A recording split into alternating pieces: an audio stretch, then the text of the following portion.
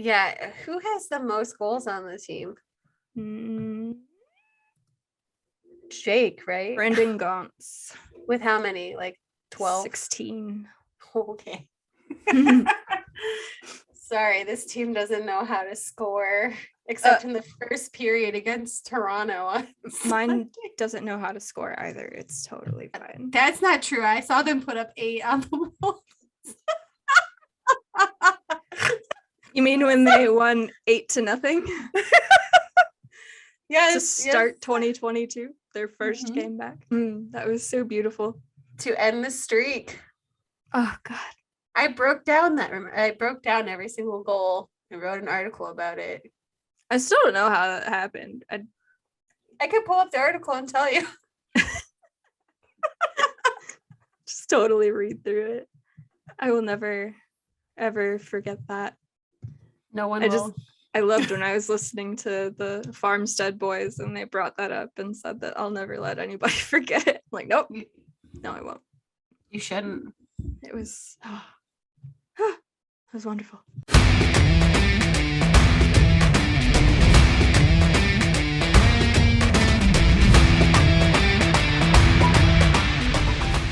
Welcome to From Center Ice. My name is Courtney, and today I have the wonderful Elaine with me. Hello. Hello. How are you? Pretty good. How's it going over there? It's pretty good. I mean, the sun is shining in Northeast Ohio. The windows are open, so that means snow is due to arrive in about a week and a half, but gonna yeah, I looked down at my watch here and I see 25 degrees outside and snow showers. So, you'll probably get that. That's great. Thanks for ruining my day. You're welcome. It's what I'm here to do. But before we talk about the hockey, tell the wonderful people where they can find you on the internets. Well, you can find me at I'm a Rain Dancer on Twitter and all social platforms. I write with Courtney at Full Press, fullpressahl.com, fullpress.com. One of those. The link will be in the description. Yeah. I also have my own podcast called Grace by Rain about the beauty in life. So you can find that on Twitter as well at Grace by Rain Pod. I love it. To kick off talking about these teams here, I think we need to revisit a tweet that you sent out just this afternoon. Shoot, I'm sorry. Where you said, if I'm the Chicago Wolves, the one team in the Central I would want to miss the playoffs is the Rockford Icehogs, because if anyone could find a way to bounce Chicago, it would be Rockford. True spoilers of the Central Division. Very true. Very true. If anyone were to say that I was wrong, I would tell them that they are in denial. I think that tweet was a work of art. It belongs in the art museum in Chicago, and I might put it on my wall. It's just so beautiful. We'll hang it in the Louvre. Yes. Yes. Do you want me to print it out and hang it up at Allstate Arena next time they play each other? Please do, along with the box score of the 8-0 game to kick off 2022. I mean, here's the thing is Grand Rapids, good team. Okay. Mm-hmm. I don't think they've won a game this season against them. They've played 7 times. Maybe they played one. They did just lose twice. Yeah. Well, the Icehogs just lost twice to Grand Rapids a few games ago. Well, see, so that's the thing. Like, Grand Rapids, good team. Wolves have continued to dominate them. Mm-hmm. Whenever Stefan Nosen and Andrew Podorowski are on the ice, true fact, I don't remember about last night, but the games leading up to it, they had not been able to score against the Wolves when they were on the ice. Like, that's interesting. Right, that's a wild stat. I did not believe it, even though it was either Bob Kaiser or, the other play-by-play guy whose name is now escaping me for the Griffins. Couldn't tell you. Super nice guy. Wow, I'm a horrible person. But regardless, they said that and I had to go look it up because I was like, there's no way that's true. It's true. And then the Wild gives the like has fits with them, usually fights over fits, but like it's always a throwing hands kind of game. They just can't show up against Rockford. Rockford really balls out. I don't know what it is. You know what's confusing to me? So yes, they are great against the Wolves. They've lost like 2 games to them this season. But so Chicago's first in the Central because of course they're always going to be first in the fucking Central Division because that's the Chicago Wolves. But that doesn't mean they won't get bounced. This is true. Away. But then you have the Texas Stars, you see, and they are last in the Central. And Rockford just plays horribly against them. And Iowa, who's 6th in the Central. I don't understand. How can they play so well against the best teams except Manitoba, because this last road trip was a disaster. Yeah. But then they play the last 2 teams in the Central and they're just like, I don't know how to hockey, actually. So I'm going to be really honest here, and I know my Chicago Wolves fan followers will probably not be too pleased. Oh, I'm here for this. I think the best teams in the Central are Iowa and Manitoba. That is a hot take with Iowa in 6th right now. Yes, I know, and with Texas towards the middle instead of towards the top. And here's why. They play exponentially more teams than Milwaukee, Grand Rapids, Chicago, and Rockford. Do they really? Mm-hmm. They play like a whole bunch against the West Coast. Actually, Milwaukee's been playing a lot against like Colorado and a few other Pacific teams, but they consistently are playing against those other teams. It's not like the Wolves and Milwaukee play like 13 games against each other. And then how many do they play against Rockford? Like so many. Rockford's always playing the Wolves, of fucking course, the Admirals, the Griffins. It's and always the same team. Well, the Monsters somehow squeak into the Central all the time, even though they're in the North. They can't decide what division they want to be in. I think it's travel. It has to be travel because Toronto is 5 hours away and they're in the North, right? Syracuse it's not that far. Syracuse, Utica, none of those teams are that far away. And then Grand Rapids is 5 hours away. Chicago is 6, 5.5 if you drive like me. Milwaukee says it's 8 hours away. It's 10 if you drive through the city of Chicago instead of around. Don't do that.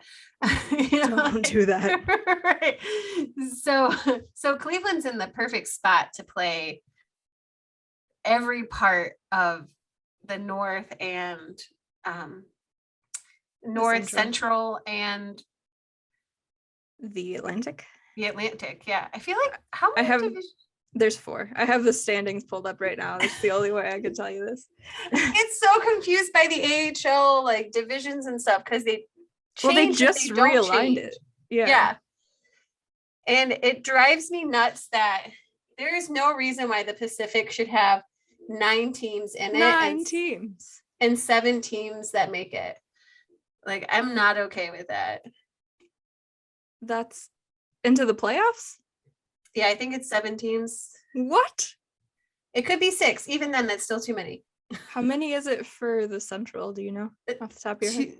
2 teams won't make it. The bottom 2 teams won't make it. Oh, good. They expanded the playoffs this season because they didn't have one last season.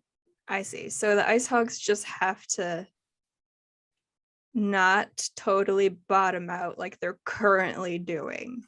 Yeah. But I'm sure Chicago is fine with that. Well, we don't care about Chicago. We don't care what they think. I'm just saying. So one of your teams is the Admirals, correct? Yes. Tell me how they have turned this season around, because they started near the bottom and I was confused because they were part of that fucking 2-headed monster last year with the Chicago Wolves. It drove me fucking nuts. But all of the quote unquote Admirals players were their leading scorers. So I figured it would be a flip flop, like the Wolves would be a bit worse and the Admirals would be at the top. but that's not how they started. But now Milwaukee's in third, so they're moving their way back up. Yeah, so it was a bit of an adjustment for them at the beginning of the season. It was very clear, even on opening night, even though they put up 7 on opening night. There was still the kind of disconnect. They didn't have everyone on the team though. They did lose Tanner Jeannot. Mm-hmm. Well, they had him that first game. Okay. And then I think it was the next night or the next week, he was gone. He was up. I'm sorry. Did I see the other day? I know I tweeted about it. Now I can't remember what I said, but is he the leading goal scorer for rookies? I want to say leader. I want to say it's one of those. It's one of those. And I just tweeted about it. Now I have to look it up to make sure. Because I was like, you've got to be fucking kidding me. Let's see here. Points. He's not the top in points. Oh, now he is second in goals to Michael Bunting. So I feel a lot better. The oldest rookie. My precious Michael up in Toronto. I know. That's a whole story that we'll have to talk about in a moment. He's a great story.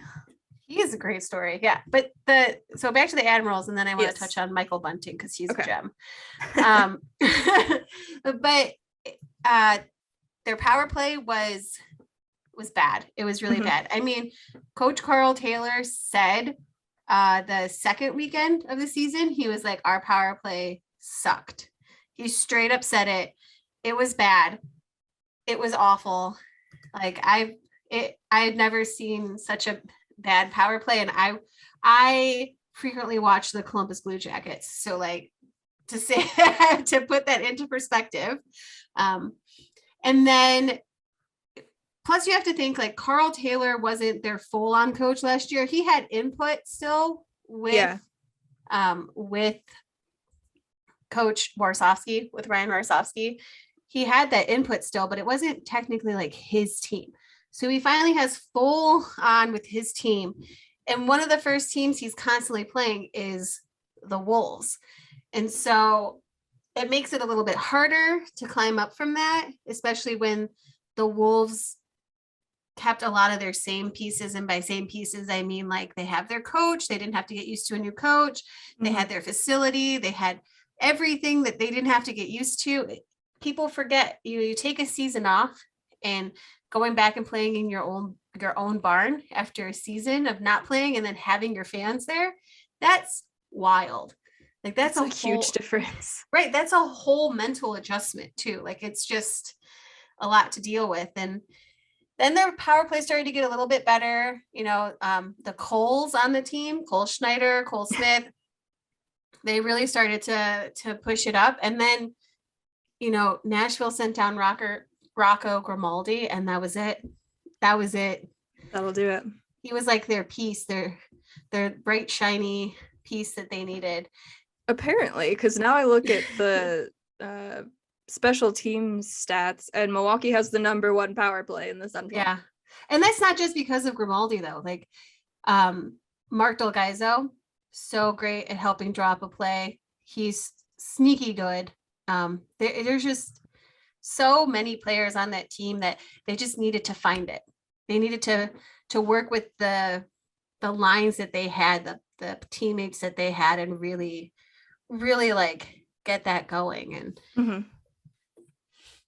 it's been fun. I mean, like Milwaukee fans are lucky. Like it's been fun to watch them. I wish I could spend more time writing about them, but they've just been fun. Yeah. So I brought up Milwaukee first because the Icehogs play them tomorrow. And there's quite the difference with how these two teams have been trending lately. Milwaukee is 3-0-1 in their last 4. And the Icehogs are 0-3. And since they had that 4-game winning streak a few weeks ago, they are 1-6. Yeah. So that's stressful.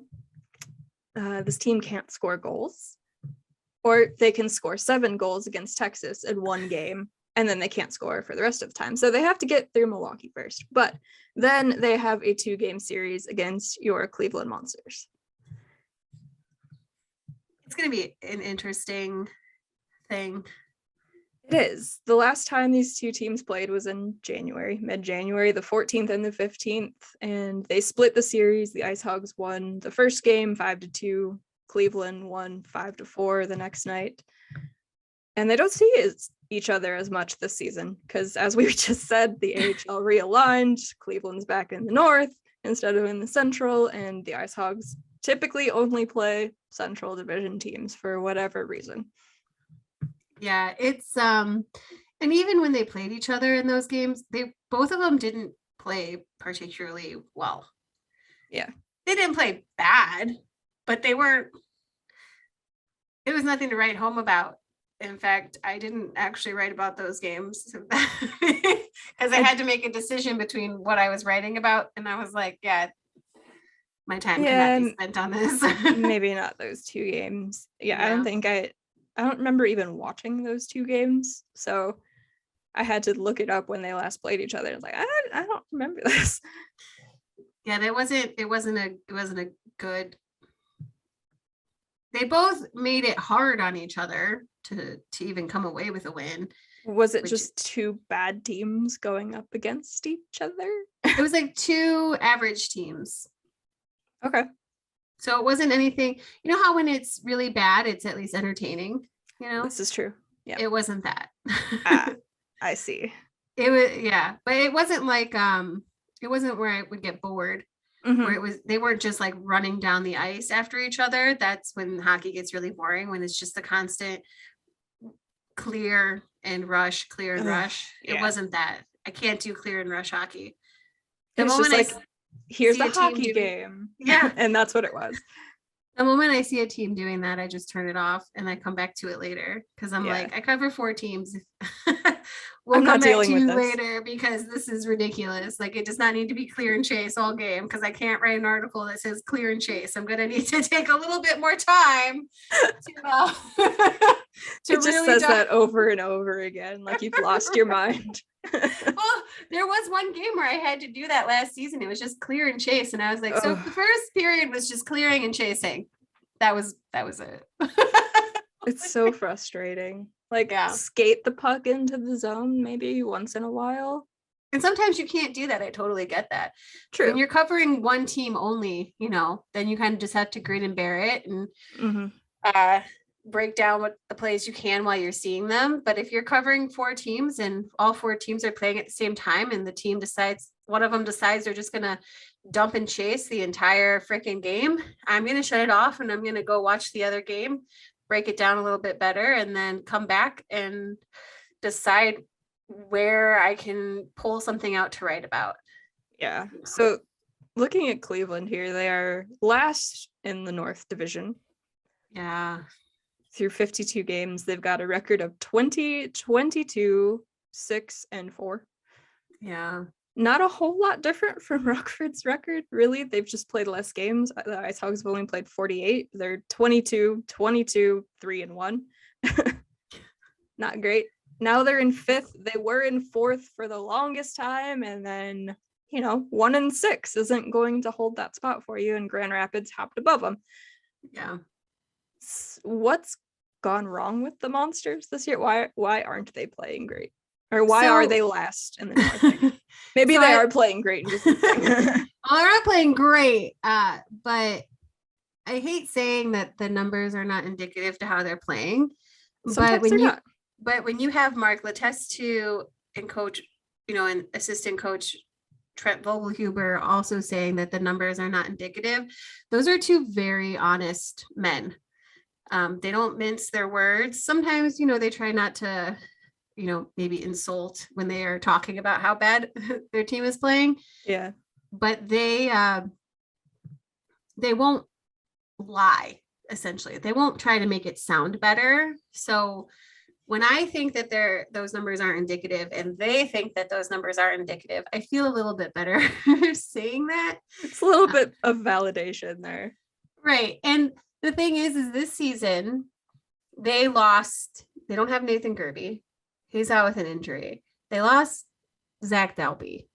Okay. That was a huge hit to their power play, their penalty kill, to I remember. Yeah, everybody remembers. Remember. People have nightmares about Zach Dalby, okay? He's not the only one. Right. And they have nightmares about Trey Fix-Walensky now. Oh my God. But with them too, people also have to understand that they didn't have consistent goalies in the beginning. The goalie, I hate using it as an excuse because it's not a full-on excuse. Mm-hmm. And I can't speak for the players on this. So I'm not speaking for the players on this. No one has said that this is a reason why, but being just a normal person who was also affected by this, I wondered how much of it in the beginning is because, losing Kivlenieks is tough. And granted, he probably wasn't going to be in Cleveland. He was either going to be traded or he was going to be backing up, whichever goaltender did not get traded. Yeah. I had heard that from multiple people that was the plan going into the summer of what to do. But mentally takes a toll, right? It's a lot. I mean, and then you don't have all that support there. You don't have Zach Talpe. You don't have Nathan Gerbe. You don't have him around enough to really help the guys get into a good mental mindset. That is what I loved specifically about those two players, is they had a wonderful mindset. A bad game, be mad in the moment, keep your emotions to the forefront, and then throw it away, let it power you. But that's it. And they had a lot of, I don't want to say newer guys, but I think there was a disconnect in the season. They didn't, in the beginning of the season, they didn't really know each other that well, or last season was tough because not everyone could be around each other all the time, the COVID rules, and you come in this season and you're juggling so many things, when it comes to the COVID. And Coach Eves hadn't been behind the bench. I have not seen him behind the bench for quite some time. I want to say yes, maybe like November, December. He had a public knowledge. Not about to get in trouble here. Public knowledge. Public knowledge. He had to have shoulder surgery. So he hadn't been around behind the bench. I've seen him go down in between periods a few times to talk to the guys, but the main people that are writing up the plays in the game in the thick of the moment are Trent Vogelhuber and Mark Letestu. And they're new coaches. Yeah.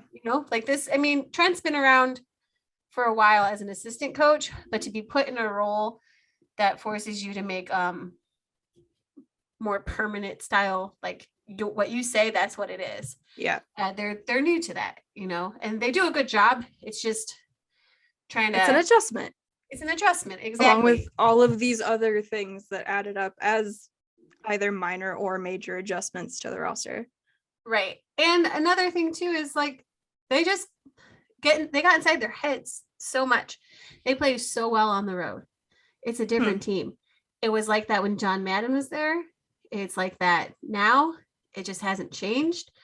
I don't know if it's because Cleveland plays in such a big barn with so many fans, and they just want to put on a show for them, Yeah. But they go on the road and they're outside of their heads. They're more relaxed. They just go and they play some of the best hockey I have ever seen, not just seen by them, but some of the best hockey I have ever seen on the road. It's so interesting. Yeah. And so I know that when I watch them on the road, it's going to be more interesting to watch them because they play it safe in the beginning, but it's, they do fundamentals. It's all about the fundies in the beginning of the game. And then they just kind of get rolling, get comfortable. And then Carson Meyer is boom, magic. He does so well on the road too. He Tyler Secura on the road, they're the road homies is what I like to call them. Like Former Icehogs captain Tyler Sakura. So, I mean, there's so many things about this season, and they also had young guys like Billy Sweezy came in. He's a defender. Okay. Yeah, he went. I like to tell people this because he's super smart. He went to Yale, and I think it was majored in like computer science or something super smart like that. Oh my! Yeah, I don't know why he's playing hockey. Because it's fun. Because it's fun. Like he doesn't need to play hockey. Like that sounds awful because he's a good player. I'm not saying that like players are stupid or anything, because hockey players are actually really smart and a bunch of nerds for the most part. Yeah. Some players. There are smart. Some that I wonder about, but like Billy Sweezy is not one of them. He started out the season, all he wanted to do was hit everything that moved, and his situational awareness and spatial awareness was really bad. So he got a lot of boarding penalties. Okay. Or interference penalties. And now, like, people keep asking, like, why did the Jackets sign him? Who is he? Where did he come out of? I'm like, well, he came from Cleveland. I'm glad to hear that you're watching your farm team. Don't you love that? Right? Don't you love that? I know. And I'm like, thank you for also listening to me, because I tweet about him literally every single game that I cover, because he is really good for someone who just came in. Like this is his rookie season? Mm-hmm. This is his rookie season. He just, the way he hits now is like really scary, in a good way. Not like, he's very aggressive in all the right ways now. And I think it's great because Brett Gallant is not, everyone still puts Brett in that box, right? Like he's a fighter. He's going to like essentially murder you, but that's not who he is, I am looking for the person's name that they signed today, because I don't want to say it wrong. He's been playing at Wisconsin. He's been playing at Wisconsin. The Jackets signed him, or the Cleveland? Monsters? Oh, to a PTO. I just don't want to say his name wrong. Okay, it's Roman Akan. Okay, yeah, I think I saw you tweeting about that earlier. AHCAN. Okay. I don't know how to say his last name. That's why I had to look at it. He's a total grinder. He hits really hard.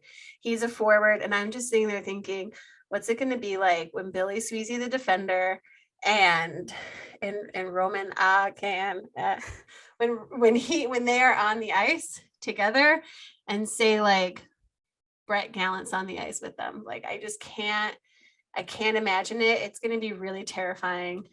That's when Dmitry Osipov will also be on the ice, I would assume. Oh God, Dmitry Osipov. He scares me sometimes. I love Dmitry. He's such a nice guy. Oh my gosh.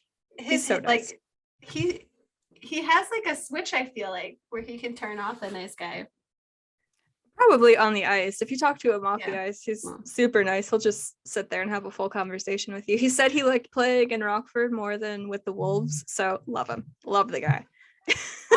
Of course, he didn't tell me that. So that's probably what he would say anyway. But I'll never forget that, Dmitry. I remember. That was like 3 years ago now. I remember. But still, yeah. I love it when players go down to their AHL team and they're just kind of like, I'd rather play here than the NHL team. Yeah. And then they like catch themselves and they're like, but I mean, I'm always about going back up top. Isn't that the goal? That's the dream, playing in the NHL. And I'm like, is it for you?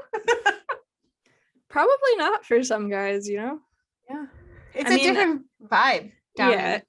Everybody has that dream to win the Stanley Cup, but if between the Icehogs and the Blackhawks this season, who would you rather play for? You want to play with Lucas Reichel? I mean, most people want to play with Patrick Kane, but you probably won't be playing with Patrick Kane, and you'll be on the dumpster fire that is the Chicago Blackhawks this season. I'd probably rather play with the Icehogs. There's a little bit more opportunity to have a fun game in there. Right. I think that's the other thing that people forget too about. I see it with Jackets fans a lot, and I see it with Blackhawks fans a lot as well, is They just want to call up a player who's playing well, right? Oh, yep. Lucas Reichel is NHL ready, guys.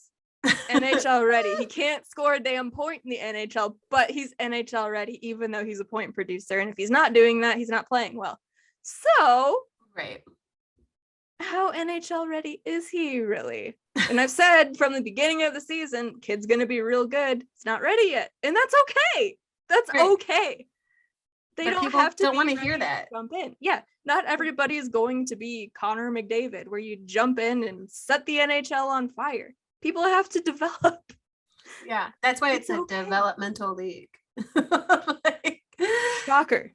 But also, I feel like people also don't understand that unless your team rolls the lines consistently, which some teams too, and some teams could definitely benefit from that. Mm-hmm. I feel like the Monsters is one of them, because now they have just people who can score and don't get tired, like to not keep people tired as well. Yeah, I think that the Blackhawks could benefit from rolling their lines instead of putting Seth Jones out there for, like, when I say lines, I also mean the pairs. For those listening who are like, Seth Jones is a pair. Yeah, I fucking know.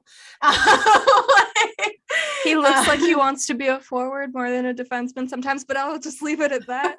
Well, I think that's also because of how it was at the Jackets. Mm-hmm.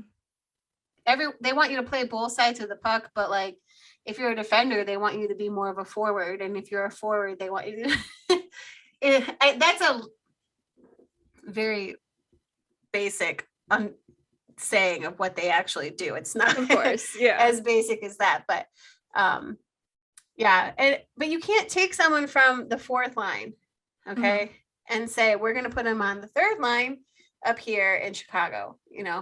Right? You can't take someone from the top line. Like it always irked me that they would take Zach Dalby or Sonny Milano up from Cleveland and place them on the fourth line in Columbus. What good is that going to do them? Right. And they would be playing against teams like the Caps and Philly and the Bruins. And I'm like, those are like, you don't want your skill guy on the fourth line against that team. They're going to get demolished because that's not the kind of player they are. You're not going to call up like Lucas Reichel and stick him on the fourth line to go defend somebody. That's not what you're going to do. You want to call these guys up to show off their skill. You play them on the first or second line. It doesn't make any damn sense. No, it doesn't. And I think some teams can't handle the skill players. Like Sonny was not a good fit in Columbus. He should have been traded a long time ago. Now he's fucking thriving with Zegers. So great, because they just were like, okay, little birdies, spread your wings and fly. Have fun. And now they have the best goal of the season and nobody's going to top that. So right. Exactly. Like Michael Bunting. Great. Way to segue back to that. I didn't forget. I was going to bring it back. Well, I brought it back for you. But he's on a team that's let him have fun, let him fly a little bit, and then having him with like Mitch Marner, like it's the cutest thing. Ever. Him and Matthews and Marner on a line. Are you fucking kidding me? And it's so adorable because they're all like, hee. Although Mitch will be like, everyone's having too much fun. Let me go play my video games. And Austin just looks like, I want to destroy the world. Or he's giggling with Bunting on the bed. Or that, yeah. Like you have to did you see that play we just did? Oh my god. And I'm like, stop it. I don't want to like the Maple Leafs. Like, please stop. Welcome to hell, Elaine. Welcome to hell. Right? It's bad enough that Steve Dangle makes them so interesting. Yep. Avada Kedavra. He was part of why I got into the Leafs. The other was, I've told it before, but Dave Bolin going to the Leafs after winning. I was like, oh, I love Boley. I'll follow him. I'll watch the Leafs. And then here we are. I know. It's bad. I almost fell into the trap too. Don't worry. Don't do it. Don't do it. Hard. It's only pain. It's only pain. They're fun in the regular season. You'll have a lot of fun. And then the playoffs will roll around and they'll lose in 7 fucking games to the Montreal Canadiens. Oh man, who shouldn't have won a goddamn game in the playoffs, but they did because Carey Price and Josh Anderson. Yeah. Former Columbus Blue Jacket. Yep. You know what? When he went to Montreal, the hottest team award, like they bumped up the moment he was there. You know, he's a good looking man. He's really nice too. Like when he got sent down to the Monsters a few years ago for a conditioning stint because he was holding off on signing his contract, and then he missed training camp. And he comes out of the locker room and he, like, for post game, and he shakes all of our hands, looks us right in the eye. And he's like, "Hi, I'm Josh. Hi, I'm Josh. Hi, I'm Josh. Hi, I'm Josh." And then he was like, "Now what's your name?" And I was like, "Elaine." And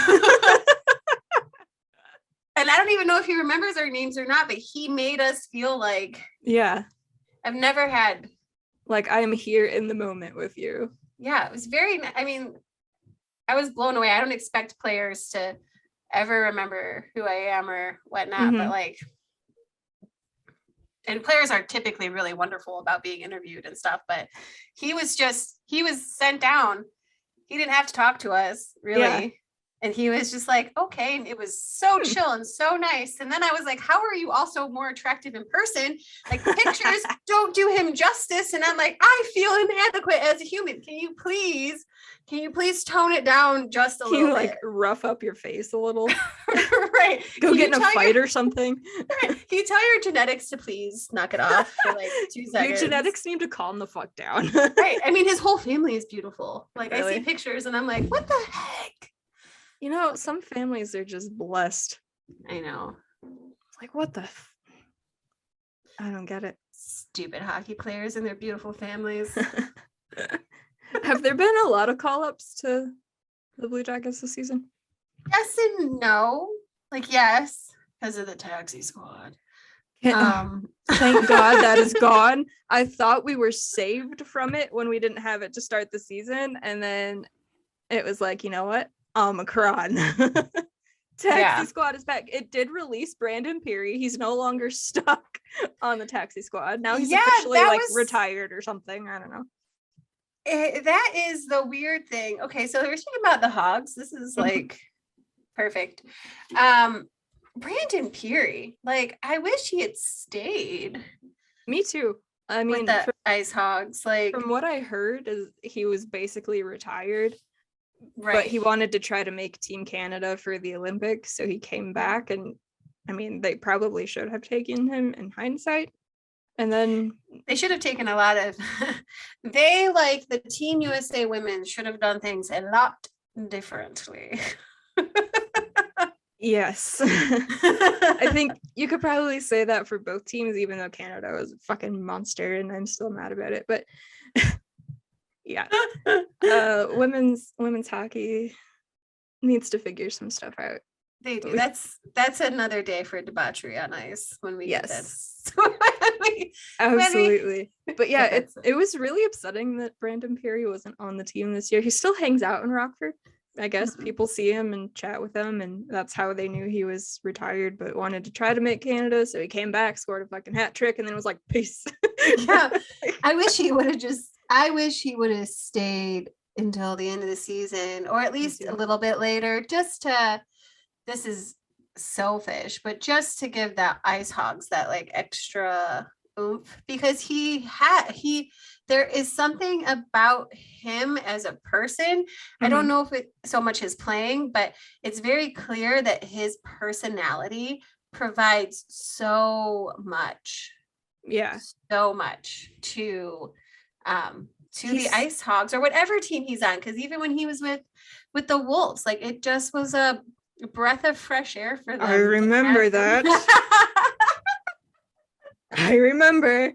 There's always fucking Peary, always on the score sheet, hat tricks against the Icehogs, and then it was great when he came back last year, got a hat trick against the Wolves. I was like, see, it's just what he does. He plays his forward team and he scores a fucking hat trick every time. Yeah. Every time.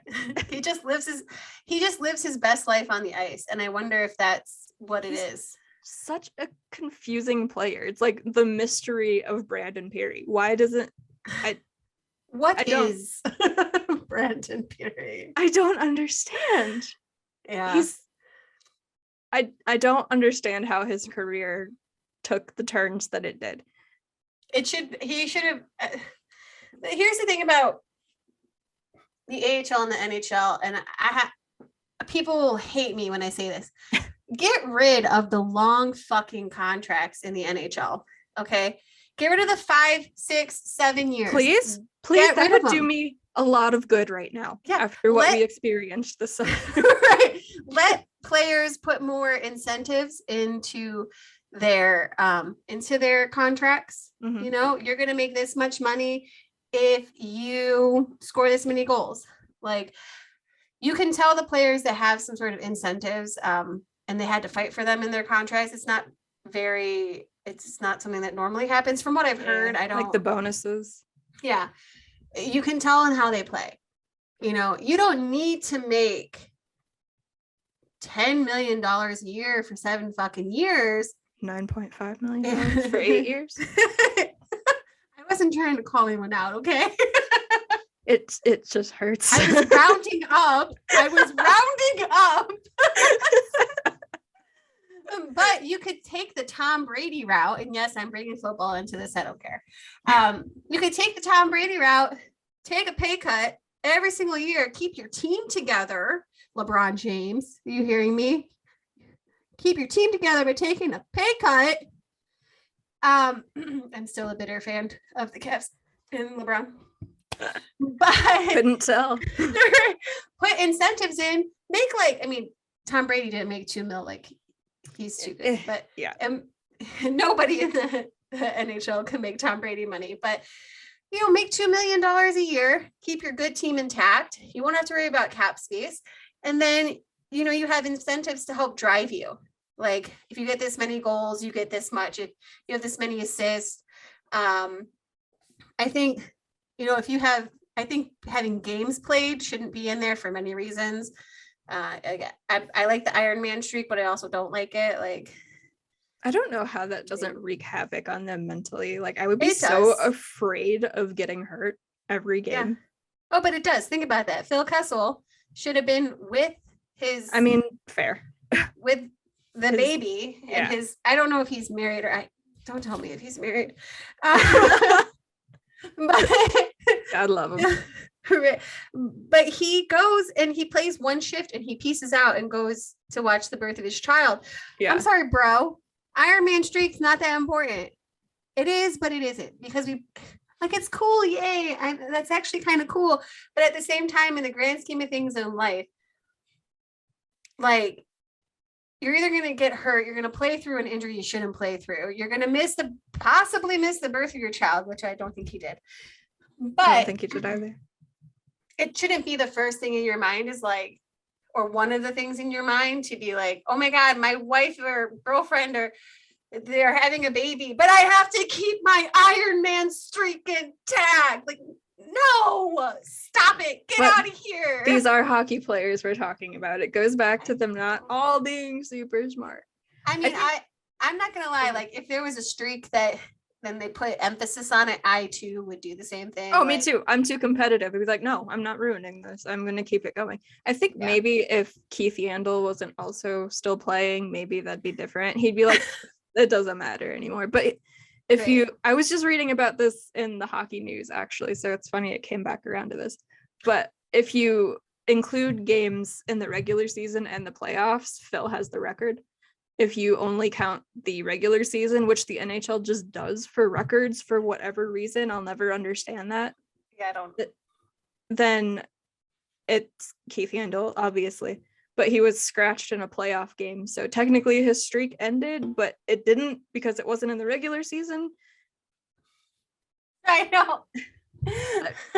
Yeah. But back to my point is, if we had these smaller contracts and we had these incentives and smaller, less length of time contracts, people like Brandon Peary would get a legit shot. Mm-hmm. There are so many players who would get their real shot, and you see it the most with goaltenders. Goaltenders will get these long contracts and they will falter, and good goaltenders are sitting in the ECHL just waiting. They're sitting in the QMJHL like as a younger age, but they're like play them.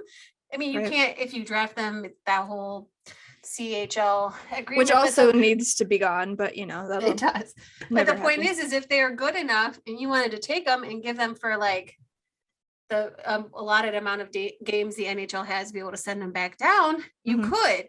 But I feel like those kind of contracts actually stunt the development and growth of many hockey players, especially goaltenders. And you would see a lot of different AHL teams, a lot of different makeups. Like Terry Broadhurst might still be playing today if someone on another team didn't have a long contract and he was able to get up there. Like, he's a good player. He should still be playing professionally in North America. But with the veteran rule, I also think the veteran rule maybe needs to take a little bit of a slide for some teams. There needs to be some sort of provision on that, but that's a whole other roster thing. limits. And I mean, a lot of stuff could be reworked, and there really are, like you said, just so many players that deserve a better chance to either play in the AHL or make that jump to the NHL.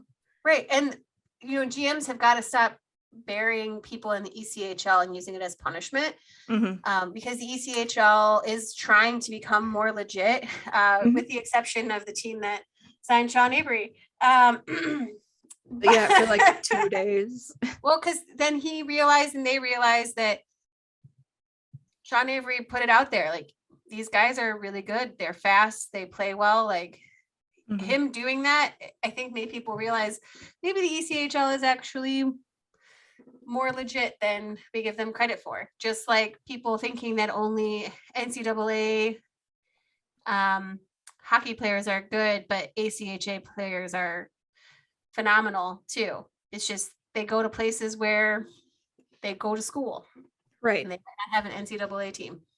Yeah.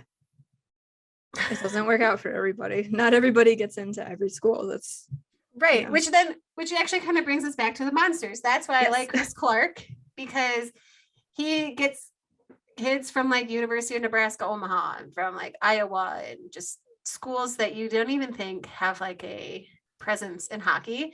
And then those players come to the Monsters, eventually play. Some of them end up playing somewhere else, but the eyes are there. I think it's Chris Clark that's seeing them because they're getting signed by the Monsters first. So I would assume that it's Chris Clark or his staff of scouts. I'm not really sure how the breakdown. I knew how it worked with Bill Zito because Bill Zito was always around and we could ask him questions or someone else would just kind of tell us what Bill Zito is doing. But we don't have as much contact with Chris Clark. Part of that is because of the pandemic, but I'm not really sure how he does all that. But like Billy Sweezy, he played for Wilkes-Barre Penguins. I guess maybe he's not a rookie. He played for the Penguins last year. I don't know if he played enough games to be considered. He's the Michael Bunting of the AHL. Yes. But like he went to Yale and like he was an overage in the USHL and then went to Yale. I'm sorry, how many players went to Yale? Like, that's why I keep saying Yale, because Yale people are really, really smart. And like, they play sports, but like, you don't often think like, oh, Yale. Ivy League hockey players. Yeah, and I love it. Like, it's great, and it should be that way. These preconceived notions about athletes need to go away, and I'm saying this also to myself, obviously. Because, but they find him, and look at what he's been doing for the team. I mean, he's even knows how to play both sides of the puck. Then he turns it off, and he's playing defense. Like, he can just flip back into defense mode. And he hits really hard. It's really scary sometimes. Like, good, clean hits. Thankfully. Yes. Thankfully. We need to get these dirty hits out of the game. But there's so many of these guys, like, in college or coming out of junior, and they're maybe not drafted. So then they just end up kind of floundering away. But if teams were able to sign them to shorter contracts, and that's what annoys me about roster limits, because sometimes these guys deserve chances, but then they're like, we don't have any room for you. Well, the AHL doesn't have roster limits. Okay. So they can have like a lot of people, but a lot of teams hold a smaller roster just because of what the NHL team is doing, or the players that they want are veterans. You can only have so many veterans. The veteran rule makes it very complicated, which I get because it's a developmental league. And so you can't have, veterans out there, a whole bunch of veterans out there all the time. You have a bunch of young guys who should be developing. But at the same time, those veterans could also be developing. Right. There's no rule that you're going to stop developing at like 26. Right. Yeah. A lot of players come out and maybe they don't have their breakout season until they're 28, 29. I mean, look at Yermer Yager. Like he was really good in his younger years, but he's still playing. He's still good. I mean, he was still really good in his third. Like, yeah. Then you have fucking Gordie Howe playing until he's like what, 50? Like, you don't just stop developing at a certain time. You can everyone's different, like everyone's body grows differently. I mean, I look at Chara. Right. Still going. Right. I look at a kid, well, he's not a kid, but like I look at Calvin Turkoff. I think this is the last year of his contract with the Jackets, or this past summer was, and I know last year he was a rookie because he was on the rookie cards for the Blue Jackets. Yeah, because he played last year a game, or it was the pandemic season when that happened.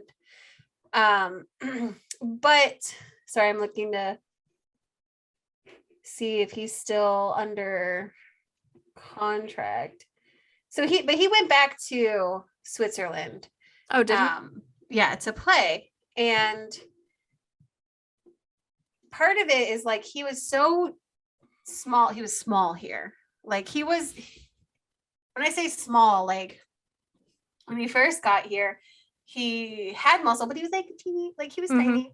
And then he got bigger and he had more muscle and stuff. And now he's over in Switzerland. And I look at his Instagram, or like I see clips of him and I'm like, that is a whole ass man playing. Yeah. That is not the same guy that played in North America. Like not one bit. This guy he has clearly not hit his ceiling yet. Like it is there. And I think that the Jackets wrote him off too soon because he was too young. And there's this, because he was young and not producing at like the level that they wanted them to. And I think more teams need to recognize that like the ceiling is not the same ceiling for everyone. Right. Like it's kind of like Blackhawks fans. I won't say the organization because clearly they're not on the same wavelength when it comes to thought here, but a lot of Blackhawks fans have just completely written off Kirby Dach. They're like, he's a bust. Yeah. What is that? He just turned 21. Like, guys, the kid's 21. What were you doing when you were 21? Right. And he's still growing, mind you. I noticed that he looks like he is definitely taller. I would like to have them measure him again. I want to see what he has looked like from the beginning of the season to now, because it's definitely he's definitely different. And when you grow, you have to work into your body, right? Like skating feels different. Like when you put on weight, whether it be muscle or fat, like it's the extra effort to keep going. It's the extra like stamina that you need to move your body along. You have to be able to work with it. We saw that last year too with Isaac Phillips, because he said that he had a huge growth spurt, and then coming into play the beginning of the season, he had to adjust to his new body, which was weird. You could tell he was adjusting. God, I love him so much. He's so great. He is great, but you could tell he was adjusting too, because the way he was skating was like, it was kind of awkward. Yeah. And he wasn't using his full reach because the guy's huge. Like, he's very tall. And now he's gotten used to it. And he's one of the best defenders on the team at 20 years old. I don't know if he's turned 21 yet. I don't know. They're all so young now. They're all younger than me. Everyone's a baby. Everyone's a child. I'm so proud of him. And he got a call up again a few weeks ago to play another game. But yeah, like these guys aren't done they really are kids, you know? Yeah. They're in their early 20s. If that, people write off fucking teenagers. Like, what? There's still time, people. Yes. And men keep growing into their 20s, like you're saying about Curbs. Like, they keep growing and they have to develop that muscle mass to play in the NHL because it's different every league you step up. You don't have to be. And every team is different, though. Yeah. That's the thing. Like, every team has that thing that makes them unique in their team. Like, the Bruins in Philadelphia, and now so the Bruins in Philadelphia are notoriously like a aggressive style team. Yeah, I was just gonna say that. I was like, the Blackhawks aren't gonna play like the Bruins. Right. And the Caps is like a marriage of skill and muscle. Like, it's both. And also like just blatantly hooking people and not getting called for it. But anyways, perfectly exemplified by Tom Wilson. The speed the skill and, you know, his darker side. Yes. And the Jackets are, you know, they don't really have an identity. I don't feel like they really. I'm just gonna ask you about that. It's like, what is the identity? I don't even know. I have no clue. It seems to stem from like the net out. Like, it was Sergei Bobrovsky when he was here. It was Steve Mason when he was here. It was Steve Mason. Did he win the Calder? Mason and Rick Nash. He won the Calder Cup the year he had mono. What? That was his best season, the year he had mono. That's why when people ask me like, who's your favorite goalie from the Jackets, I say mononucleosis Mason, because that is my favorite iteration. He played so well that he won a Calder. And then he went to Philly, correct? And then I'm not sure what happened after that. Well, Philly is where goalies go to die. Well, yeah. Well, no, because Bob came to. But yeah. Well, he came to the Blackhawks. He came to the Blue Jackets, and then he was significantly better because he was a backup in Philly, I want to say. And then he became Vezina Bob in Columbus. Yeah, and one of those he definitely deserved. Anyways, before I get like booted out of before Blue Jackets fans stop listening to my Monsters coverage. But so then that translates down to their farm teams, right? And so it's weird because the Monsters have always had some sort of identity. Okay. Typically, they're the few teams that didn't match up with their parent club. Okay. This year's identity is like close but no cigar. Okay, like, it stinks to say that, but like, this year's identity for the Monsters is close but no cigar. Like, I feel like it's one of those seasons you just write off because they are last in their division. But if like we were saying before, if the numbers don't really represent the play, next year maybe they'll be better. Right. And the thing is like, they're not even going to write this season off. Even if they are told tomorrow morning that they are out of the playoffs, like, it's official, you know, they will still go into Grand Rapids and be like, okay, well, it's time for us to knock you out of the playoff run. Like, they have always been that way.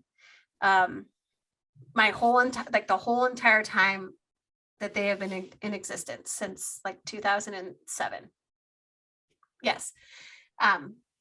You know, I've watched them as a fan and watching them as a writer. That has been their thing. Always, their identity has always been the spoiler. They swept the Icehogs in the playoffs. They swept everyone except for one team. I think it was Grand Rapids they didn't sweep. Never forget. 2016 Calder Cup, baby. The first Cleveland team to win a championship that summer. Just in case Cavs fans forgot. They probably did. Oh, they did. And I just remind them all the time. But like the Blackhawks and the Rockford Icehogs are another team where their identities never match up either. They don't have one. So the Icehogs, have they ever had an identity? I'm just wondering, because I think about the 2010 Calder 2010 Stanley Cup year, and there was nothing. Okay, I know, I'm sorry, but I'm just, you're not talking about how. Well, you were talking about the Icehogs and then the cup. I know. Trust me. I had to be in on those press conferences. They were not fun. I had nightmares. Mm-hmm. I read every single page of every single thing that they gave us. It was awful. I still think about it and I cry. Yeah. Which good. We should be mentioning this all the time. If this, sidebar. If you are covering the Blackhawks or the Icehogs, okay. One thing that will be helpful is continuing the conversation about what happened in 2010 to Kyle Beach and everything that has come out that has happened after then, and the things that the Blackhawks did fail upon until everything is completely, moving in a definitely right direction. People, yes, they want to hear you write about the Blackhawks on the ice, but here's the thing, there's 82 games a season. If you talk about what the Blackhawks did wrong in 2010, 2013, any of those times, only when they happen, that is one article per 82 games or two articles per 82 games, or throw it in there, throw it off the cuff. You have to keep that in the forefront of people's minds. And you also have to show that as a writer, you're not going to let it go. I feel like, though, Mark Lazarus has definitely done his best to try and, despite Rocky's efforts to not let that continue. Yes. And when I say this, it's not so much directed at the people who always have, access to ask the questions in post game. I know that they also have a little bit of a sticky slope with that. It doesn't mean you still can't mention it in your articles. Probably a little tougher if you work for the team. Yes, as well. But if you're just like the regular run of the mill, you have your own site, your own blog, whatever, mention it and be like, the Rockford Icehogs, little asterisks, and at the bottom the asterisk says Rockford Icehogs are the farm team of the Chicago Blackhawks who this happened in this year, blah blah blah. Do that every so often. Talk about it. And this isn't just directed at Blackhawks writers, because and bloggers or even fans, because every team has their own set of things that might be out there. On that note, can I say something that bothers me a lot? Yes. Okay. I feel like we're having a Festivus now and I love it. So if you're on Twitter, and of course Twitter's kind of a cesspool sometimes, but people have jumped on the fuck the Blackhawks train so hard, which they fully deserve it. Anybody who's listened to me knows that I'm fully on that stance, that they deserve that. But it's mostly coming from fans of other teams. And I'm purely just saying the people who say fuck the Blackhawks, not people who talk about it and do keep the conversation going. Rational thoughts, just fuck the Blackhawks all the time, constantly. Anything happens, fuck the Blackhawks. Can you please keep that same energy for your own fucking team? Because it's really exhausting to log on every time. And I know part of this is my fan brain, and it does get really exhausting just seeing that all the time, because like I know I can't unknow this, and I'm surrounded by it all the time. I know, fuck the Blackhawks. But they aren't the only team that has this shit. Yes, maybe it's not as bad as what happened to Kyle, and they do 100% need to be held accountable for that.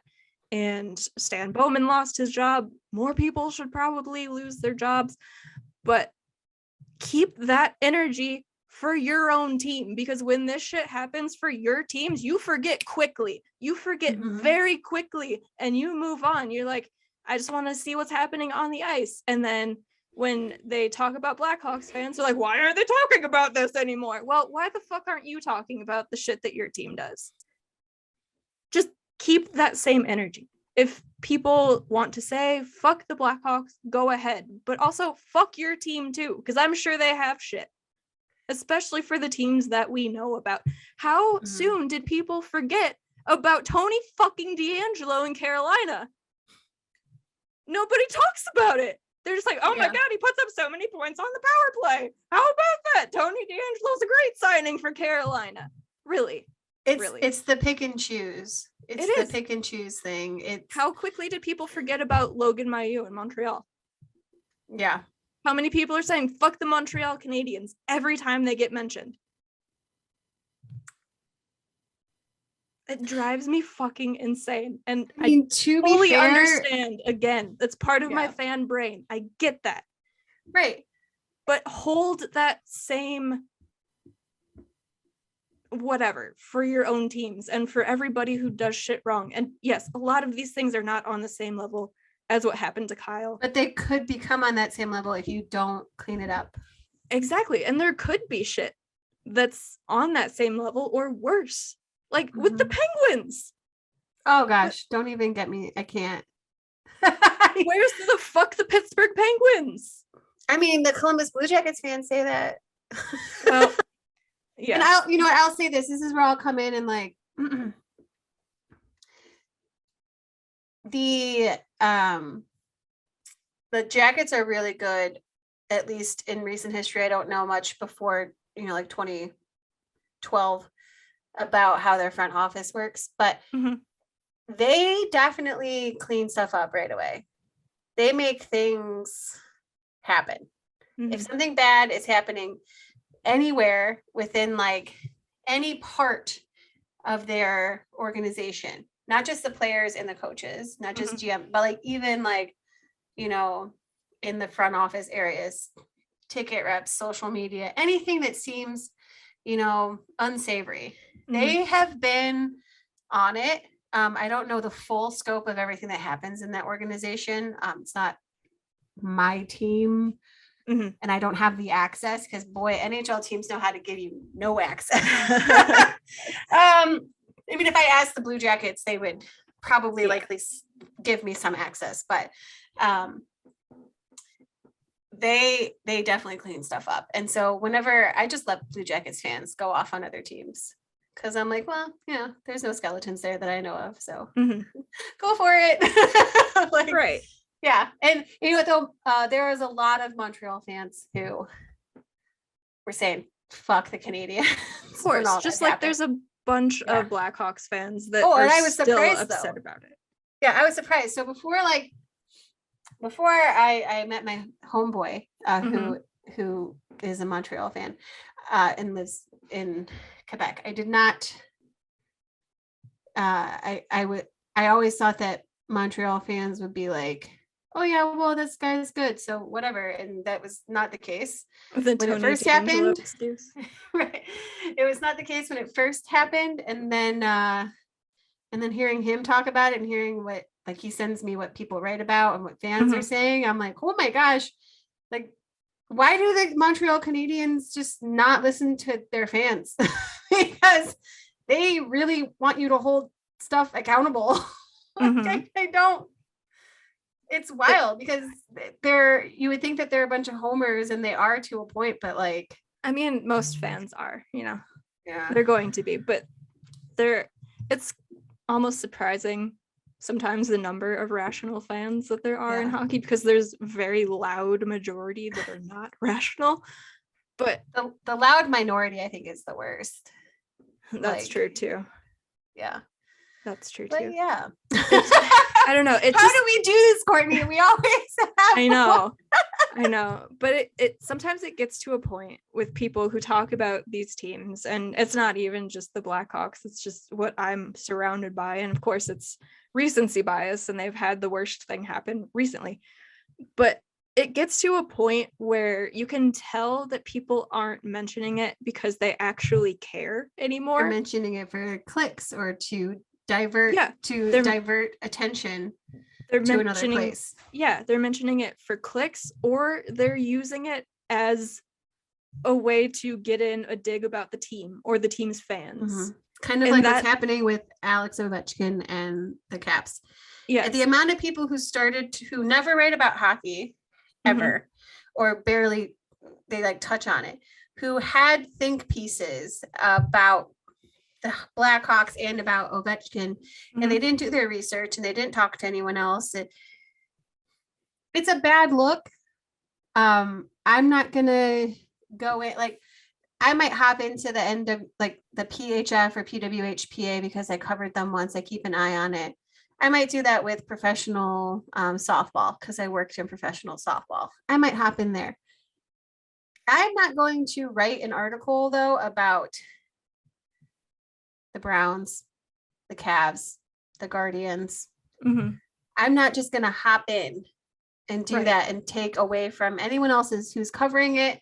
I felt really weird when I was invited to the press conference for the Blackhawks because I don't cover them. But last season I covered the Icehogs, and I was like, well, I've also always wanted to be in with and cover the Blackhawks for something. So I was like, okay, we'll see what happens.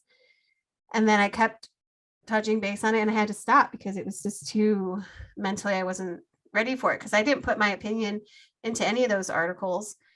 And I had people in my mentions and in my DMs like threatening me with rape and death and all of that. And they all were like brand new accounts. They weren't like people who have been around. And I'm like, what is this?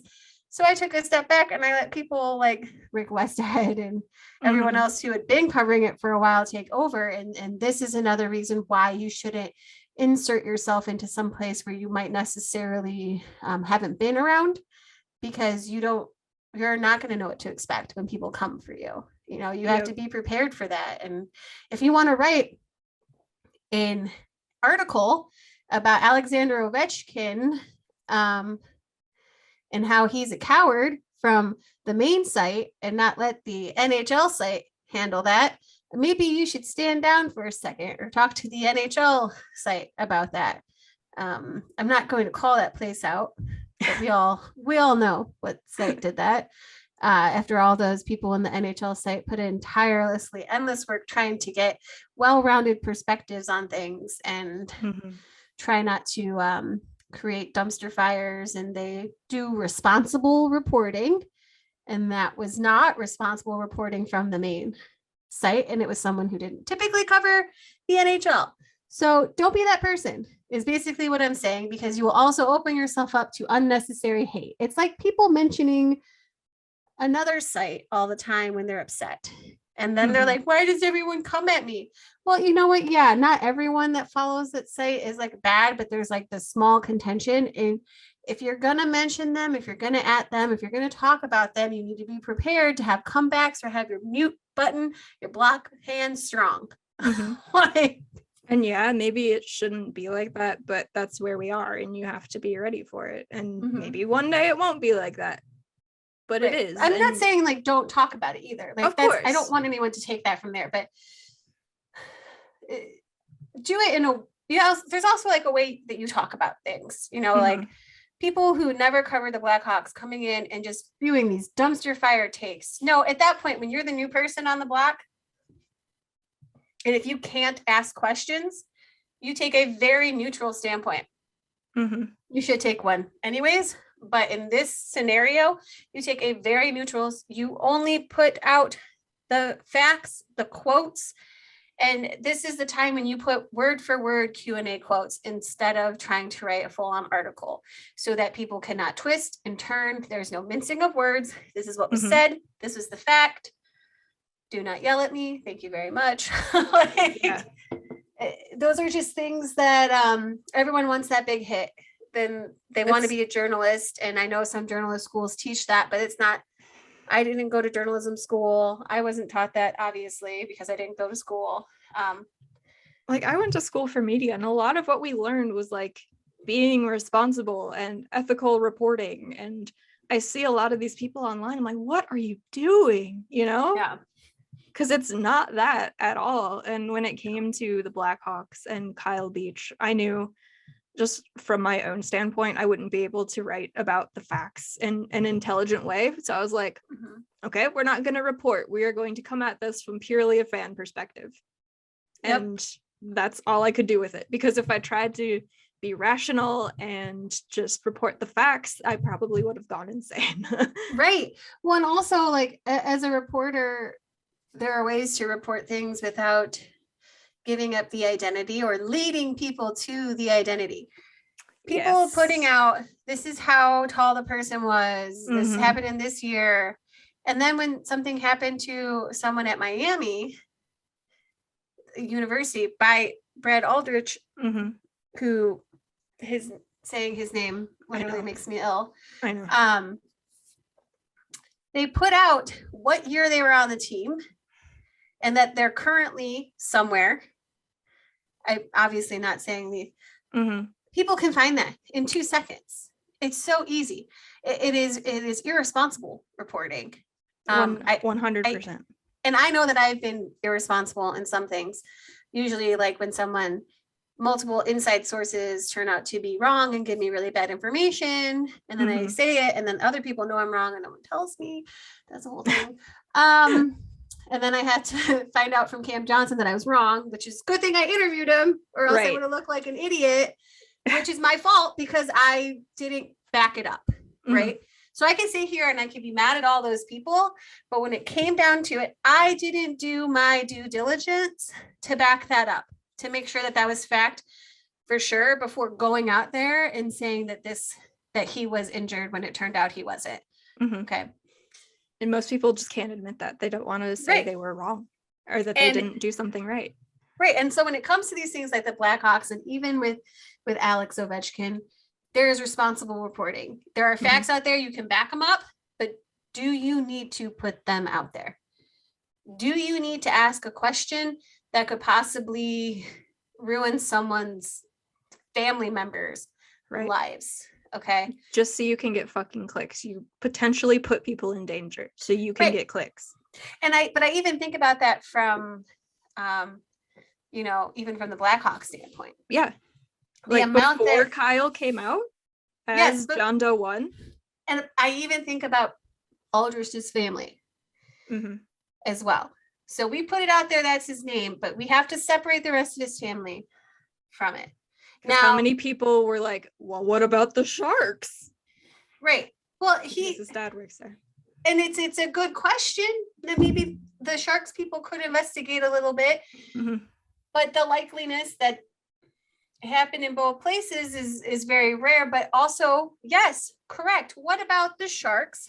Go ask your Sharks writer to get on the little prowl on that. But there's still that, even if someone does something wrong, they are still human. And we have to remember that there are people who love them, who are being rocked out of their world by news that's come out, by what they've said or what they have done. And I think we need to, like, everybody, not just writers, but needs to remember that. And as a writer, we have the opportunity to help alleviate some of that, by like not putting kids' names out there or their children's faces unless the player specifically wants them to, or anything like that. We have responsibilities, and a lot of people forget or don't care. I'm not going to act like everyone forgets, but they forget. And we have to be mindful to get those facts, get all the facts, and decide if it's worth harming people by what we say and do next. I mean, even on like a smaller level that's not as intense, but this is something you brought up on Twitter. Like, I don't even remember what the full thing was, but it was with Brad Marchand and a goalie. Yes, with Yari. But it turned out that he was Jari. But it turned out he was mad because he like said something to him about a goal. But still, everybody jumped on it, and I thought you made a really good point. Like, take a breath first and maybe get some more information before you jump on a guy, because you aren't on the ice. You're watching this on TV. And it's a clip that you also saw. Yeah, you didn't even see the full play or the plays that led up to that. or the first period. I don't remember when it happened. You didn't see the rest of the game. Just a clip. And apparently they were at each other all game. Yeah. From warm-ups till then. It was just a brewing. But if the people who weren't there were the loudest about it. This is what I was trying to say about people saying, fuck the Blackhawks too. The people who aren't involved are the loudest, and they don't say rational things and going back to their responsibility. They don't take that into consideration. So while, yes, maybe Marchand was in the wrong and he did the wrong thing, just like the Blackhawks obviously deserve all the criticism that they get. Those are two very different things. Yes. But people need to think about the things that they say, because your words have power. Even if you're some faceless person on Twitter, somebody will see what you say and take that as fact, even if it's not. Yep. And so this is actually a good point where we can segue into something I wanted to talk to you about, because we both love goaltenders. Yes. I don't think a goaltender is completely untouchable. No. Especially if you leave your little area. I think there should be more protections. Like there should be more areas in which you cannot touch a goaltender. But goaltenders have gotten really brazen as of late. Hooking people in the midsection or smacking people, or just straight up wilding, like just wild. Like if you're gonna race out of your crease and hip check someone, don't be surprised if they come and cross check you. Shocking. It happens to every player on the ice. Why are you special? You have more padding. It's gonna hurt less. Right. So I don't think that goaltenders are I don't think they're completely untouchable. I think the rules need to be modified a little, and goaltenders should have to sit in the box. There has to be some way to make that. Yes. There has to be some way to make that work, because then situations like Marchand and Yari might not have gotten too intense to the point where people are like, oh, well, he touched the goalie. That's a no-no. Okay. But like, he spent the whole entire game jawing him. I know words don't hurt that much, but at the same time, it's a high intensity game. And if everyone else is allowed to chirp, if everyone else is allowed to hit, if everyone else is allowed to do things, you're allowed to receive it if you're going to do it. Totally. And you see, like you were talking about, goalies all the time, they're taking their sticks and whacking these guys in the back of the knee. And like, if they can dish it out, you can take a little bit. I totally agree. They're not untouchable. Like, maybe don't swing your stick at their face, or maybe don't lay on top of them or run them into the net. This just seems like common sense. But if you're outside of your crease, dude, like, you're in play. Right. Refs can get hit, for fuck's sake, but goalies can't. Not in the AHL. Not in the AHL. If you breathe wrong, if you breathe wrong on a goal, okay. Like the guy from, not Bakersfield. Was it Bakersfield? Might have been San Diego. He got suspended for a lot of games for touching the ref. What? Okay. What'd he do? It was a fight. I saw that he was suspended. I automatically went to the game clip because I'm like that. And I grabbed a GIF. This was like a few months ago. But when you watch it, him pushing the ref was a total accident. His stick was on the ground. He was fine. He was like, he was amped up. He was like trying to fight everyone. The ref was like right there, and he was trying to get to his stick so he could get away. And he bent over to get the stick, and in the process kind of like pushed the ref out of the way. They tossed him from the game, and he got like a lot of game suspension. If you're a ref and you run into a fight, yes, there should be protections for you. Like if he straight up pulled his fist back, cocked back, and then just if he like intentionally punches you, but and maybe 1 game suspension. If we really want to be like, keep the refs safe, 1 game suspension. It wasn't intentional. Or a fine. Yeah, it wasn't intentional. It wasn't. Those are things that drive me nuts. Is like refs, yes. They need to feel safe, and they should feel safe. Sometimes they get in the way when they shouldn't be in the way, and they make things worse. And And But when you run also- into a fight, like you have to Yeah. also, you have to be the calm one. You have to be the calm one. Mhm. You know, I feel like when refs train, maybe they should get in those like those suits that like the you know, when cops are training with their dogs and the dog comes at them, like, So it and they have bites to be able to like stay calm, you know, during that. I feel like reps should have to experience that as training because while yes, if like say Brett Gallant was coming at me and I was in between like, or say I was in between like Cody McLeod and Brett Gallant. First of all, no, I would not be. You guys can settle that. Right. You maybe push it towards the penalty boxes so that when they're done, they just walk right in. You don't get in between that. But if you're going to get in between it, you need to be the calm one. You have to be the calm one, and you have to recognize when something is on purpose and when it is not. And in that moment, that didn't happen. And this guy, who there are times when I've seen him play, I was looking at clips from earlier in the game, definitely had some questionable things that he did. But in that moment, in that exact moment, and that's how we have to look at it a lot of the times, is in that exact moment, he did not do it on purpose. It was an accident. And you know, that's why I get on people with like Tom Wilson. Let's stop looking completely at the past.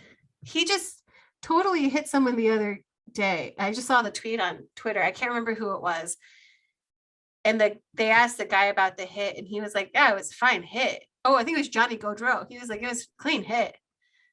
I'm just smaller. Like, that was essentially what he said. You know, Tom Wilson is not always a scumbag when he like rolls around the ice, but people want to look at all of the other times, right? Sometimes he certainly can be, but right. But so can Sidney Crosby, you know, ask Mark Mathod about his finger. Yeah. You know, but my point is like, that is a tough thing in the AHL. It's like, you can't even like breathe wrong at a goaltender. I mean, at a goaltender or a ref. That's it. Then you have Nathan McKinnon slashing a ref and not even getting a fine.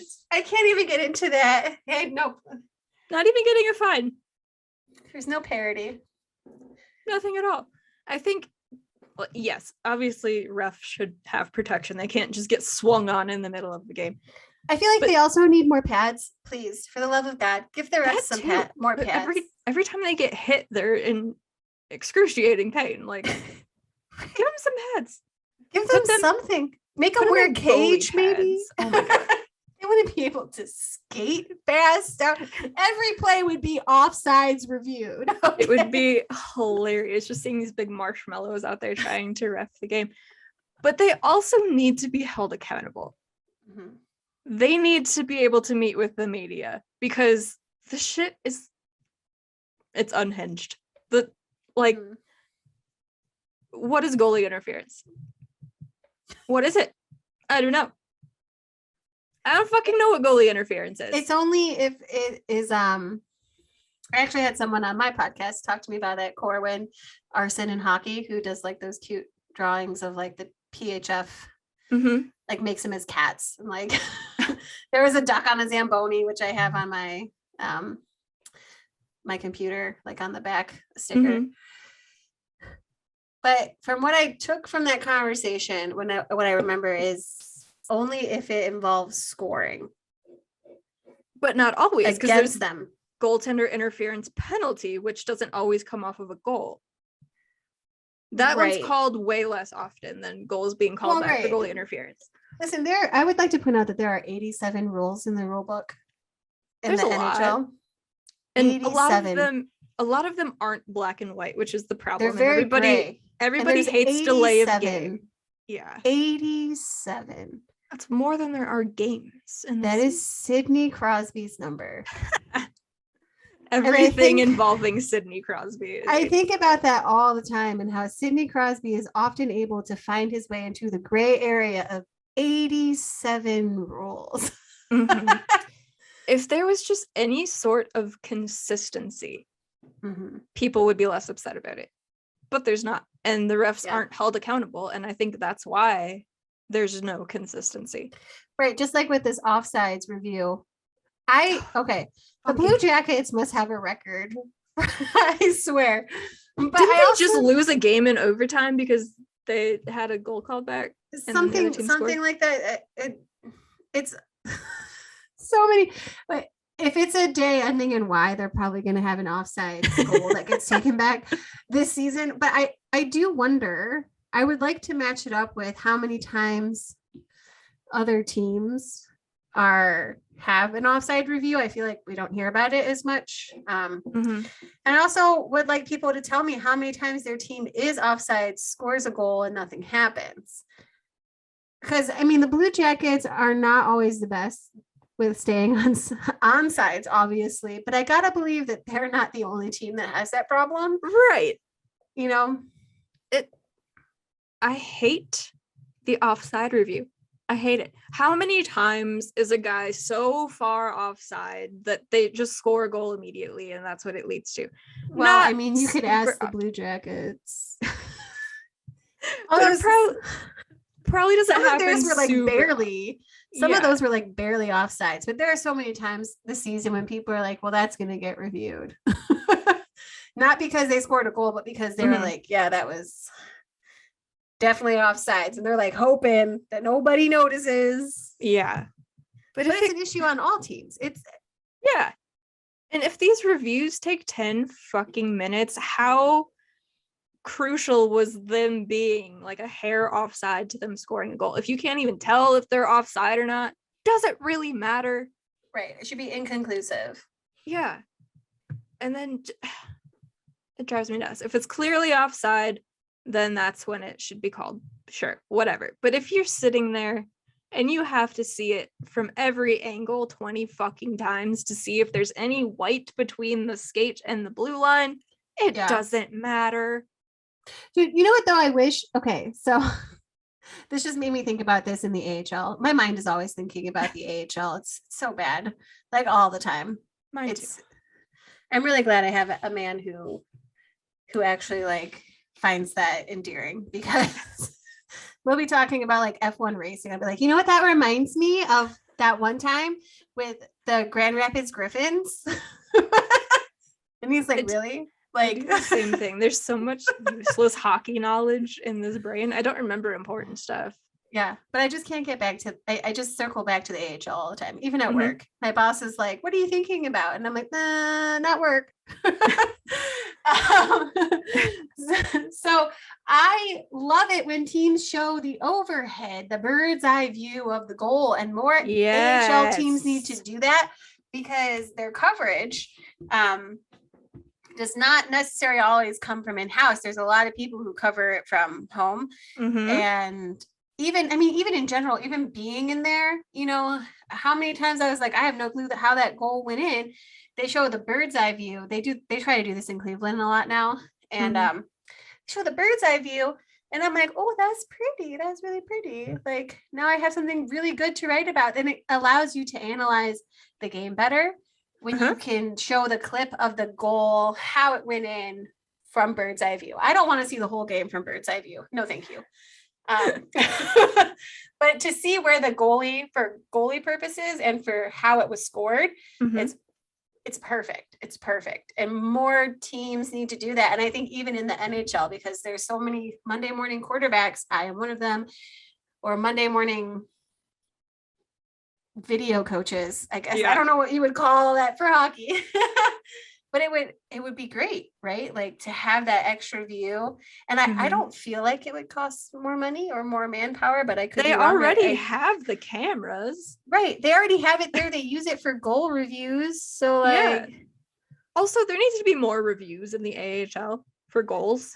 Yes. Like maybe not for the offside things. I just went over how I hate it. But some of these things, it's like, the goalie was clearly run into. Was that not goalie interference? And you can't challenge for goalie interference in the AHL, right? Or can you? Because I know there's something that you can't challenge. I think once the arm goes up, you just can't challenge in general. I'm not 100% sure. It changes. They need to have the same fucking rules. Why don't they have the same fucking rules? No, I'm okay with them not having the same rules. No?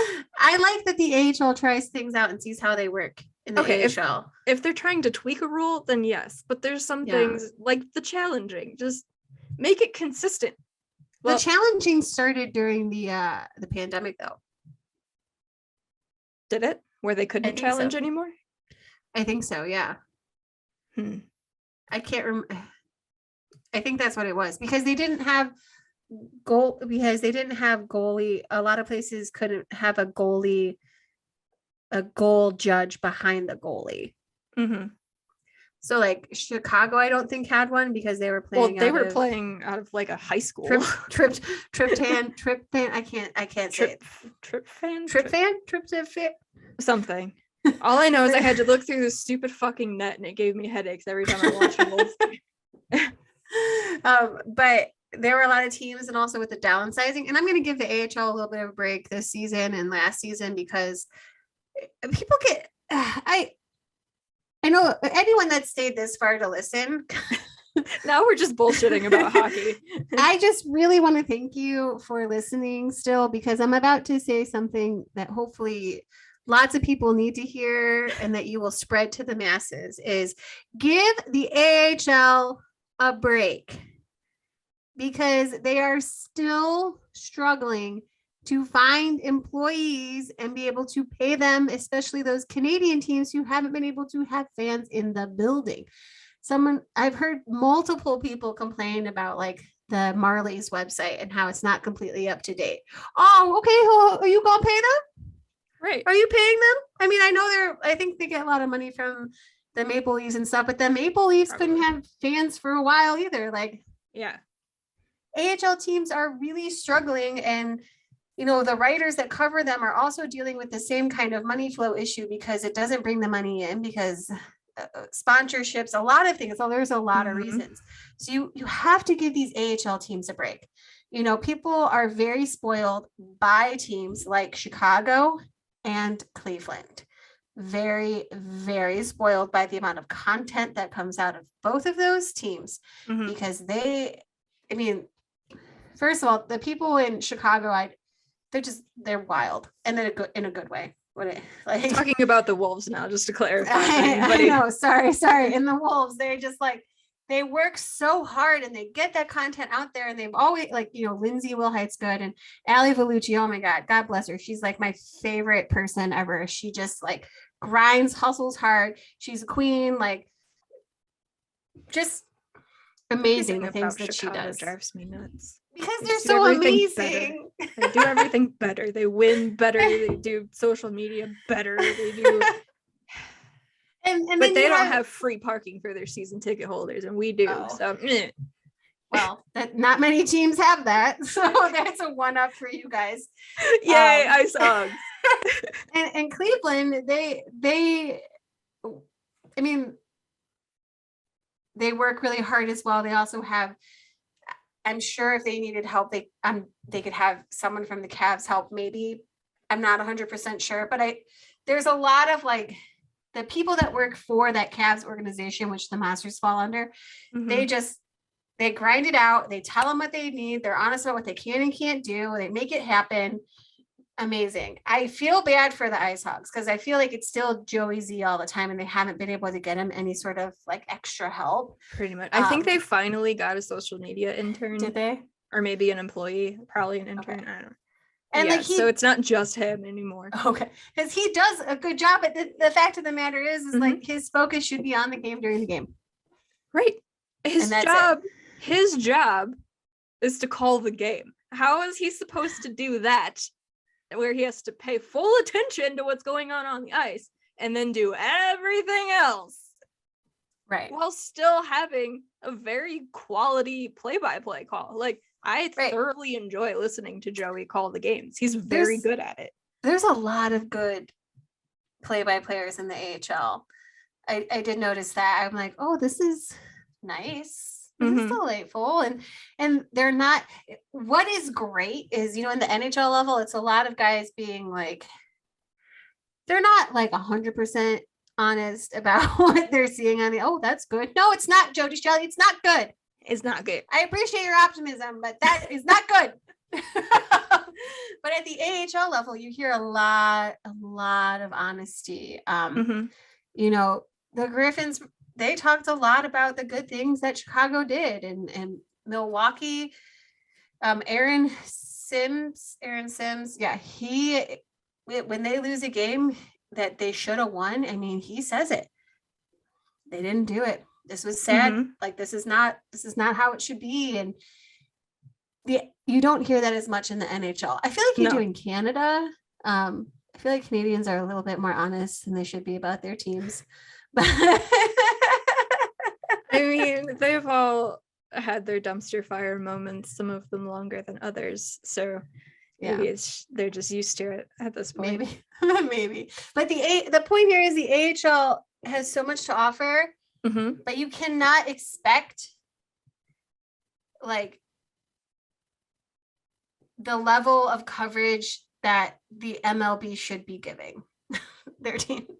The amount of money that you put into things is what you can get. And they don't have it. And they try, and there's only so many internships that you can do. There's only so many things that like you can do to make it work. And just give them a break. Like, some teams didn't even play last year. Right. Like, going back to the Admirals being part of the Chicago Wolves, like the Admirals weren't a thing last year. Right. Like, give them a break. Give people a break. I hate it because people will be like, oh, well, the box scores are awful, or like the things are wrong. And I'm like, okay, I get that. Like, yes, I love a good box score. And it's not fun when they don't show up in a game that you're not in attendance and you're having to watch online and you're trying to double check that. Or there's no power play timer. Yes. And I have to sit back and remind myself, like, people are trying to get back into it. Like, some of these you know, off ice officials didn't work last year, or they worked sporadically for other teams. Like, give the AHL a break. Just give them a break, people, and stop looking at them like it's a punishment to send your player down there. And the ECHL. It's not. It's good hockey. And I think that's what people who don't watch the AHL or even the ECHL, they don't understand that. They think, they hear minor league and they're like, oh, it must be bad hockey. And they think it's still just like punch everybody's face off, where you really don't see that many fights anymore. Listen, like, there's some. I feel bad where it used to be. It is not where it used to be. I feel bad because when Iowa and Chicago play, I just basically talk about them throwing hands the whole time. I mean, because that's all. I mean, that's not all it is. And this year, no team likes the Cleveland Monsters. They get into it with every team they play, especially with their former teammates. And I'm like, like Zach Dalby just straight up jacking Tristan Mullen 39 seconds into the game. And I was like, what is happening? And like Michael Chaput and Brett Gallant getting into it. And I'm like, but you guys were buddies during the 2016 Calder Cup. What happened? Why are you trying to murder each other for 2 days in a row? Eesh. Well, Tyler Secure better watch out then. Coming up here on the 13th and the 15th. Can't imagine Tyler Secure just like throwing down. He seems just so chill. He is. If he were to throw down, someone would have had to done something really bad. I miss T-Sicky. He was such a gem to have here. You know what? I hope he plays well against the Icehogs, but I hope he doesn't. They're not playing on the road. So they're not. They're at home. Yeah, I believe for both games, right? Yes, both games. And like I said, he and Carson Meyer show up and show out on the road. Oh my god! Although actually, he's gotten a lot of assists at home recently. He did have a really nice goal on Sunday. Cole Castles just like kind of bounced it, and then it got all weird. I don't know, it was weird, and then he just was like whacked it and it just went in the net. He's got 21 points this season, 8th in scoring on the Monsters. Yeah. Let's see. He would be 4th on the Icehogs in scoring with 21 points. Because you guys are well-rounded, aren't you, though, with your scoring? No? No. So the at the top is Lucas Reichel with 36 points. He's got 16 goals, 20 assists. See what happens when I don't cover a team? All my knowledge of them just like whoop. Yeah. So he's got 36 points. Number 2, Ian Mitchell with 25. Then you have number 3, Dylan McLaughlin, 25. Number 4, DJ Busdecker with 20. Pow, pow, pow, pow. Thank you. Mike Hardman, 19. Brett Connolly, 18. And then 17, 16, 15, 13. Out of 40-something games, that's not good. That's not good. Yeah. Well, and then you see some teams really awful. Got the scoring going. Like, I feel like Texas scores a lot, even though they're not good. And Iowa scores a lot. Let me look at these Texas. Let me tell you, Tim Army, that man, he's like, that's Iowa. I meant to say, oh my God, my brain just stopped. Iowa. Tim Army, I swear, he's the nicest man ever. But like when the team is playing another team, he's like, we're going to battle today, folks. Like, this is what we're going to do. We're going to destroy them. If we can't do it point-wise, we will do it physically. Hey, look, okay, but Iowa has Marco Rossi. Okay, let's talk about that. 42 points. How many games has he played? 44. Look, Lucas Reichel is right behind him there. 36 points in 37 games. I know, but to be that consistent over that many games, for a team that doesn't necessarily. But this is what I'm saying. Like, they're not a bad team. They're pretty well rounded. They're obnoxious, is what they are. I hate the fucking Wild. I don't understand why Marco Rossi isn't in the NHL. He's too good for the AHL. I think Minnesota's trying to figure a lot of things out. Fair. They're like, oh my God, we have Kaprizov. Now we're good. Now we don't know what to do anymore. We're not just in the middle of the pack where nothing ever happens like we were for like 3 decades. Now all of a sudden we're great. And Ryan Hartman is a star number 1 center. And like, I miss Hartman, and I'm really salty about all of it. I think that Minnesota's trying to figure out what they're going to do for their future as well. Mm-hmm. And they have a few players that they're going to need to decide what they're going to do with come this summer. Trade, sign, what are we doing? Mm-hmm. And that's another reason why you don't see guys in the AHL go up to the NHL, because they're like, we want you to play consistently. You're going to be here. You're going to put up big numbers. TJ Tynan put up big numbers, and we'll bring you up when we can. But right now we need to figure out everything else. Although TJ Tynan is one of those players, I wonder why he doesn't get his due in the NHL. And people say it's because he's smaller. And I'm like, yeah, but I've seen him drop people. Like, that shouldn't be an excuse anymore. You see a bunch of small players in the NHL. I know. I'm taller than a bunch of players. Like, yeah. Like, I'm 5'7". Me too. Alex DeBrincat's lighting the world on fire, and he's small. How tall is he? For real. Not I don't know. Let's see here. Alex. It says he's 5'7". I don't believe it. Lies. There are times. Okay, Cam Atkinson. So I have been 5'7" since I was 22. I grew 2 inches when I was 22. Really weird, but I have been 5'7" since 5'7" and a quarter, whatever. But since I was 22. Okay. Mm-hmm. Cam Atkinson gets called up. He's in his rookie season, and he is listed as 5'6". Okay. He might be that now. He might be like 5'6", 5'7". Actually, I think he's taller than me now that I'm thinking about this. But at the time, I remember standing next to him in flip-flops, and no, sir, you were not 5'6". You were not in any way, shape, or form. Maybe 5'6" with your skates on. Like, this was a lie. But then there's people like Trent Vogelhuber, who I don't know how tall he is, but when he stands up straight, I'm like, oh, coach, you're up there. Like, Yeah.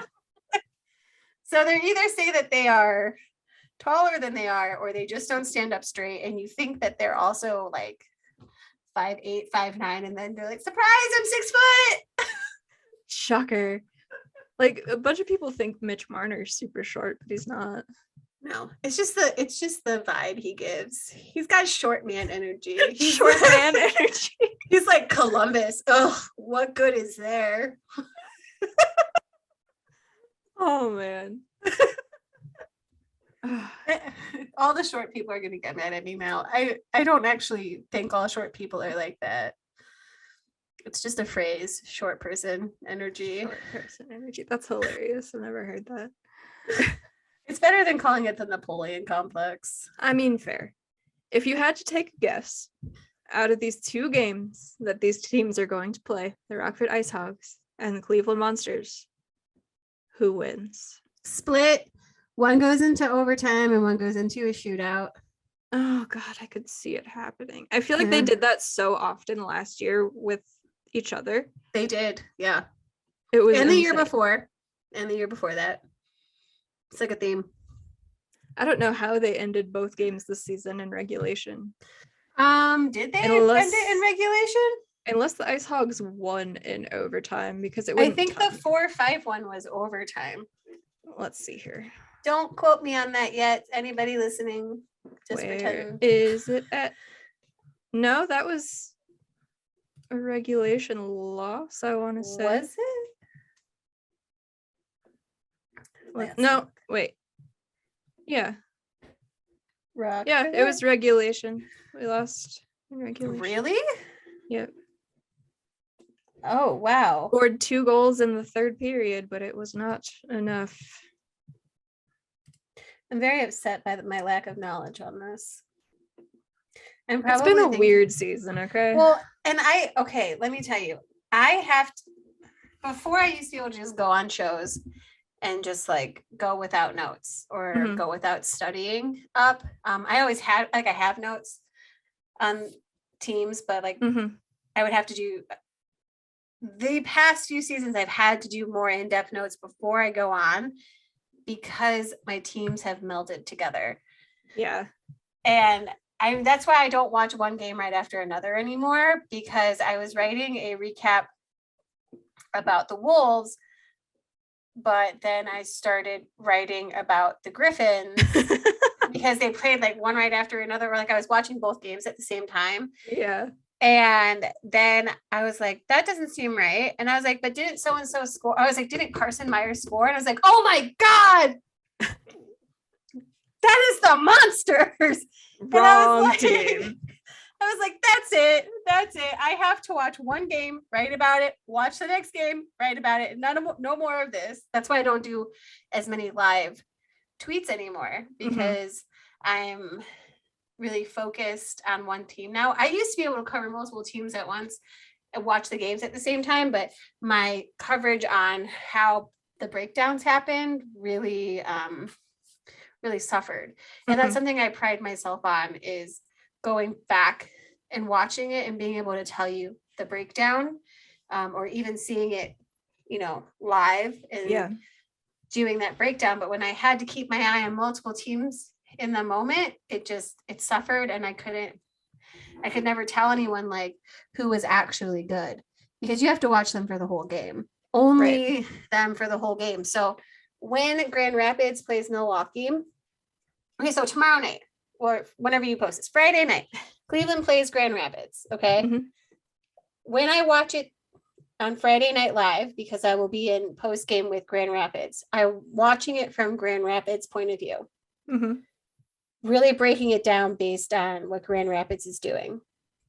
Then I will go back and I will watch it from Cleveland's point of view and really break it down and see what happened to Cleveland. Now, there is a lot of times when I can tell in the moment, like both of them, but to be able to get a clear picture of exactly what one team is doing, you have to look at it from the one team point. Yep. And I feel like people don't understand that, and they're like, well, you give such a one-sided view, and I'm like, I have to, because I am breaking it down as if I was a video coach, right? Which is also something I would love to do if anyone wants to hire me for something like that. Because to be able to tell people, NHL fans, what their farm team is doing, you really need to know how a player skates, how a player winds up his shot, how, that's the one thing where with having a full-time job I struggle with now is some of the teams, I don't get to watch them as much, so I can't tell you what their body, like with the Grand Rapids Griffins, I can tell when they're going to score every time against the Monsters.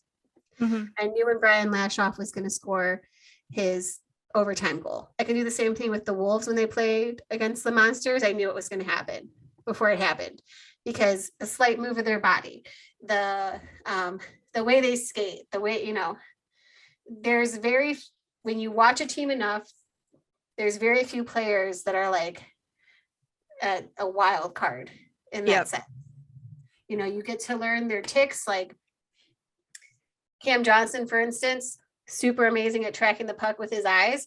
The moment he stops tracking the puck with his eyes and starts moving his body, it's a telltale sign. It's a huge tail. Like, what's going to happen next. If I'm not going to say, because I don't want anyone in the ECHL to light him up with this one little top line. But that he's not going to get to his spot in time to stop you.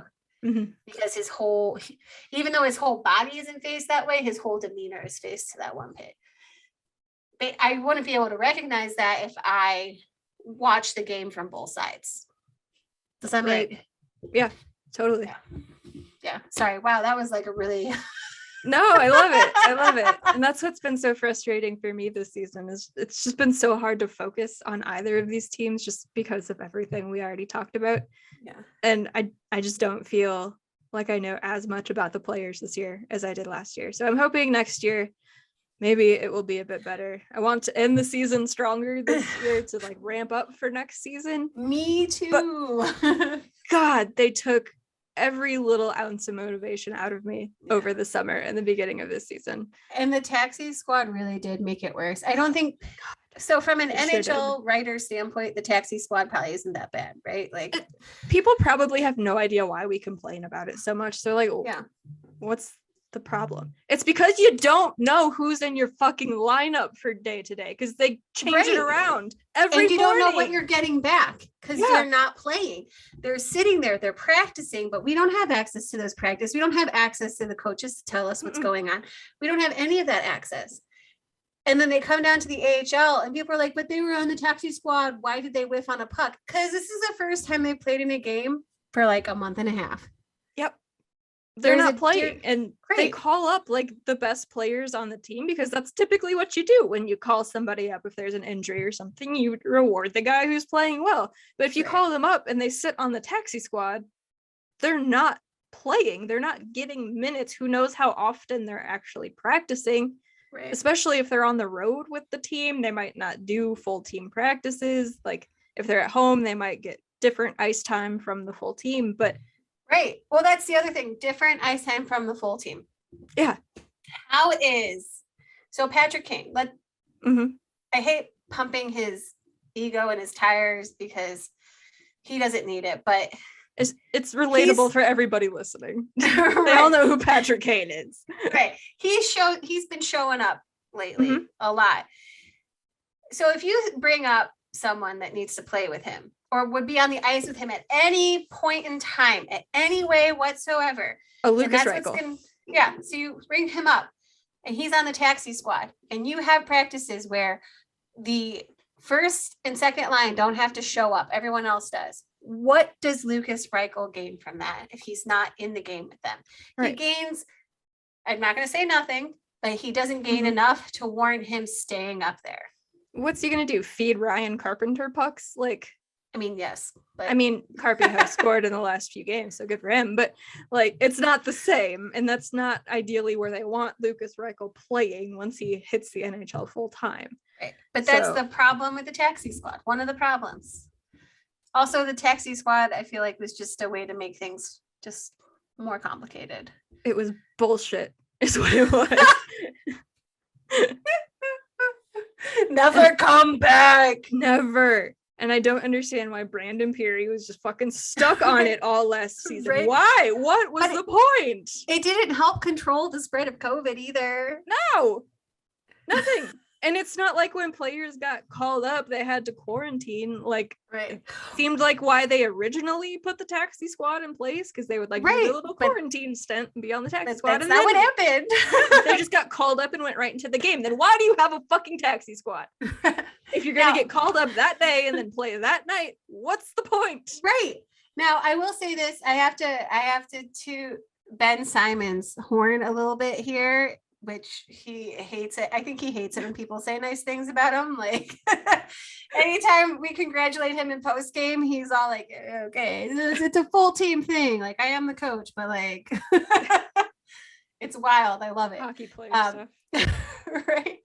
Well, he's from Northeast Ohio and he's a hockey player. So he's got like that. There you go. We're taking LeBron James out of that equation. But like he has that very humble, like, yes, I am, I did my job, but this is everybody. Actually, LeBron also gives, oh man, I don't want to talk nice about him. But regardless, I'm going to toot Ben Simon's horn here. He went up, he coached Detroit when a bunch of the guys, when the head coach went out with COVID. And Stevie Yzerman wanted to replace head coach with head coach, which I love that. That's smart. That's exactly what he does with the lines. I want to replace the third liner with the third liner. Chef's kiss. Good job, Stevie. He came back down. There was practice that day. Even though he had tested negative for COVID, he decided to take one more day just in case. Just in case. He didn't have to. There was no rule for it. Like, and that's what you should be doing, even if you have like the stomach flu or anything like that. Like, give yourself the extra day so you don't make your whole entire team sick, just in case. Love it. What a concept. Love it. More people should be like Ben Simon. Yeah, that requires people to actually think about people other than themselves, which is very hard for some people to do for whatever reason. But in the AHL, a lot of the coaches, they care a lot about their players. Like a lot. Yeah. Like, especially in the Central, I hear a lot of the same things all the time, but it's genuine when they talk about their players, like wanting to go to battle for them, or just the amount of genuine admiration and reverence they have for their own players. Like it is quite spectacular, because you do not so much hear that at the NHL level. There'll be like a few that they want to toot the horn, but like Coach Warsofsky in the Wolves. I know, but I got to talk to him, so deal with it. But in the season opening presser where we did it on Zoom to talk to him about the start of the season, someone asked him about some of the younger guys on the team, and instead of just talking about them, he went through and he named off every single player that was in camp, even the ones that didn't make it on the final roster, and said something about them that was positive. And it wasn't blowing smoke up their ass either. Yeah. It was a like legitimate, genuine thing about the way they play and their skill. It wasn't even always about, it wasn't even about their personality. It was about their skill. That's a good coach. Ben Simon's the same way. Carl Taylor is the same way. Tim Army would probably die for his players. I think they all would, to be honest. Derek King, he loved his players. I know. Derek King, the human, is a very nice man.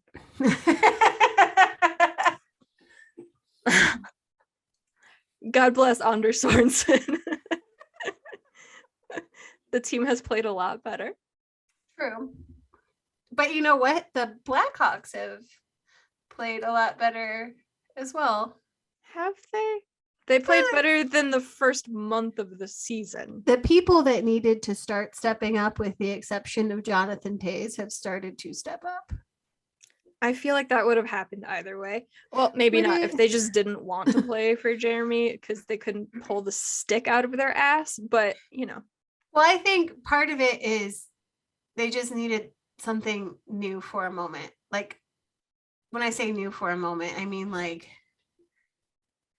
Derek King came up at a time when they needed him to come up. And he probably came in and said, let's focus on hockey. Mm-hmm. Let's do that right now. They're still bad. But it's a different vibe. It's a different vibe because it's like, oh, we lost. Oh no, at least it wasn't too many men penalty. Oh my God, it's too many men. Oh my, learn how to change a fucking line. If you can't get off the ice fast enough, use the fucking door. Look, if Derek King wants to be an assistant coach somewhere, all for it. Not a good head coach. The teams don't play well. They just don't. They don't. Everybody loves Derek. He's a nice guy, and I won't take that away from him because Derek King, the human, is a very good to great person. I don't want him as the head coach of the Blackhawks or the Icehogs. It worked when he was the assistant coach and Colleton was the head coach. It worked well. I like them together. I wish it's a good dynamic. It work. Yeah, I wish they could have made that work together. Yes. Yeah. And I didn't hate Jeremy. Everyone was like, ugh, when he got called up, and I was like, yeah. It's because he replaced Quenneville. That's it. That's legitimately it. Because everybody loved Q. Listen, Jeremy never got a fair shake. Ever. That's true. I will die on that hill because he was given a shit team and it never got better. Nope. And people expected him to carry them to a championship when the team was bad. And that was another bad decision by the Blackhawks because they've made so many of them. But they could have given Quenneville the farewell tour. Yeah. Just give him the rest of the season. The team was bad. Yeah. They weren't going to go say that he won't come back at the end of the season. And I guarantee you, if you had told Patrick Kane that Quenneville was not coming back at the end of the season, ball out. He would have balled out. He would have been like, 2010, 2013, 2015 doesn't mean anything. Let's get this man a cup right now. Mm-hmm. I mean, in hindsight, but in hindsight, everything would have been extra tainted then. But absolutely. But everybody from the fans to the players loved Q. And so Jeremy came in and everybody was like, fuck this guy because he's not Quenneville. And that's just how it remained. And now we have fun Uncle Derek and everybody's like, oh my God, I love this guy because he cracks jokes. Well, when you have a bad team, personality is everything. That's fine. But he's not a good coach. The team bad. Yes, I just can't. I just have I can't look at this objectively, to be honest. I'm part of the problem. I'll admit it. Because you like fun Uncle Derek. I do. I like fun Uncle Derek. And it's fine. Again, Derek King the human, wonderful. Derek King the coach, you're not getting anywhere. It is hard to separate those things sometimes. Yeah. Assistant coach, fine. Head coach, you're gonna get blasted in the second fucking period. How strange is it that the Icehogs have gotten better in the second period since he left, and the Blackhawks are absolute shit in the second period? How about that? I'm not sure why. Maybe it's because they can't. They don't know how to change lines properly. Quite possibly. And how about how his team is never fucking ready to start a game? Actually, I will tell you this. A lot of teams, I've been watching a lot of people in person trying to change lines. And it's a wonder that there aren't too many men penalties. I mean, obviously it's based on touching. A lot just don't get called. Well, and it's also based on something that makes it. How close you are to the bench now, I think they were saying in one of the last games. Yeah, and near the bench, so it's fine. Right, but if you get hit by the puck while you're getting off, that's it. I get that. But they're so lucky that someone doesn't hit them with the puck, causing it. There are people who are so far out there on all the teams that I cover and all the teams that come in and play the Monsters, I'm like, get on the bench. Why are you just being so slow? Mm-hmm. Oh, speaking of DeBrincat, he just scored a goal. Oh, hey. Good for Alex. Assisted by Patty Kane. Oh, shock. No shock. What Patty Kane's falling out. He really Falling is. I out. don't know what's gotten into him lately. I don't know. He loves Derek, I guess. He did stop putting a whole bunch of gel in his hair. Oh, maybe he's more aerodynamic and lighter now. I think so. Like his hair seems to be growing back or something a little bit better. It seems to get hair fluffier. plugs or something. I don't know. Well, if you put too much gel in your hair, it clogs your pores, and then like. Oh, I believe it.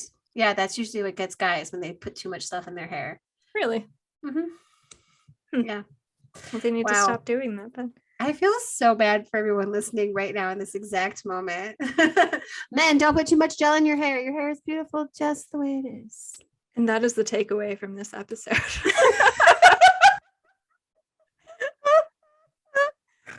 Oh, gosh. We should probably end this before it goes too off the rails. Oh my God, before it goes to 4 hours. Yeah. Thank you so very much for joining me and talking about Cleveland and everything else. And everything. You're welcome. I can't wait till we start our little special project this summer. Hint, hint, wink, wink. We already dropped the name earlier if you wwere paying attention. We did. If you feel brave enough to go back and re-listen. And don't steal it. Yeah, because we will come for you. We are very intimidating. I am very aggressive, but passively aggressive. We are Midwestern to the bone. We will passively aggressive the fuck out of you. Yep. Listen, I lived like 10 minutes away from Midway Airport growing up, so I live in Rockford, fucking Illinois. Try me, bitch. To be fair, I also live 2 towns away from LaGrange, Illinois, and I was also born in Hinsdale. So take what I say with a grain of salt. I lived next to Cicero and Stickney. That's also a good time. I was surrounded by a lot of rich people and a lot of not so rich. Wild and out. Anyways. That's basically just Rockford as a whole. Yeah. It's a mess here. But thank you for joining me. Once again, where can the people find you on the internet? You can find me at I'm a Rain Dancer. I am ARAINDANCER. I don't want you to like be I am. It's I'm a bee. Yeah. I'm a bee. And I write for Full Press AHL. I cover the Milwaukee Admirals, Chicago Wolves, Grand Rapids Griffins, and Cleveland Monsters. So basically almost the whole Central except the Icehogs. Kind of. Not like last season when I did cover the whole Central and I wanted to die at the end of the season. Yeah, that was rough. That was rough. 6 teams. It was fine until we hit that like last stretch where there was a game every day for like 45 days. Because so many had to be rescheduled and mm-hmm. Yeah, that was awful. Anyways, but yeah, so that's where I'm at. I have my own podcast called Grace by Rain, which you can also find on Twitter or Spotify, all those podcasts. And then, like we said earlier, Courtney and I are dropping something fresh and hot this summer. It'll be great. It'll be awesome. It'll be great summer fun. It will be. It won't be super consistent. Don't get excited about consistency, because if there's one thing, if these people are listening to a From Center Ice podcast, I'm sure they know that consistency is not the key here. So we are very much like the teams that we cover the most. Yep. Go on a 4-game winning streak and then go 1-6, bitch. Oh, the Monsters had that 9-game lose streak. Oof. Franchise record, though. If we want to turn that around to something positive. Hell yeah. Somebody's got to get the record. That's the Clevelander and Akron, Ohio person in me. We're just gonna turn that 9-game losing streak into something beautiful, kind of like an 0-16 parade. Yeah. So yeah, thank you for having me. Of course. And you all know where to find me on the internet. And if you don't, just look at the description because I don't feel like saying it all and it'll all be there. So you can go ahead and check that out. And I will catch you all in the next episode. Bye, guys.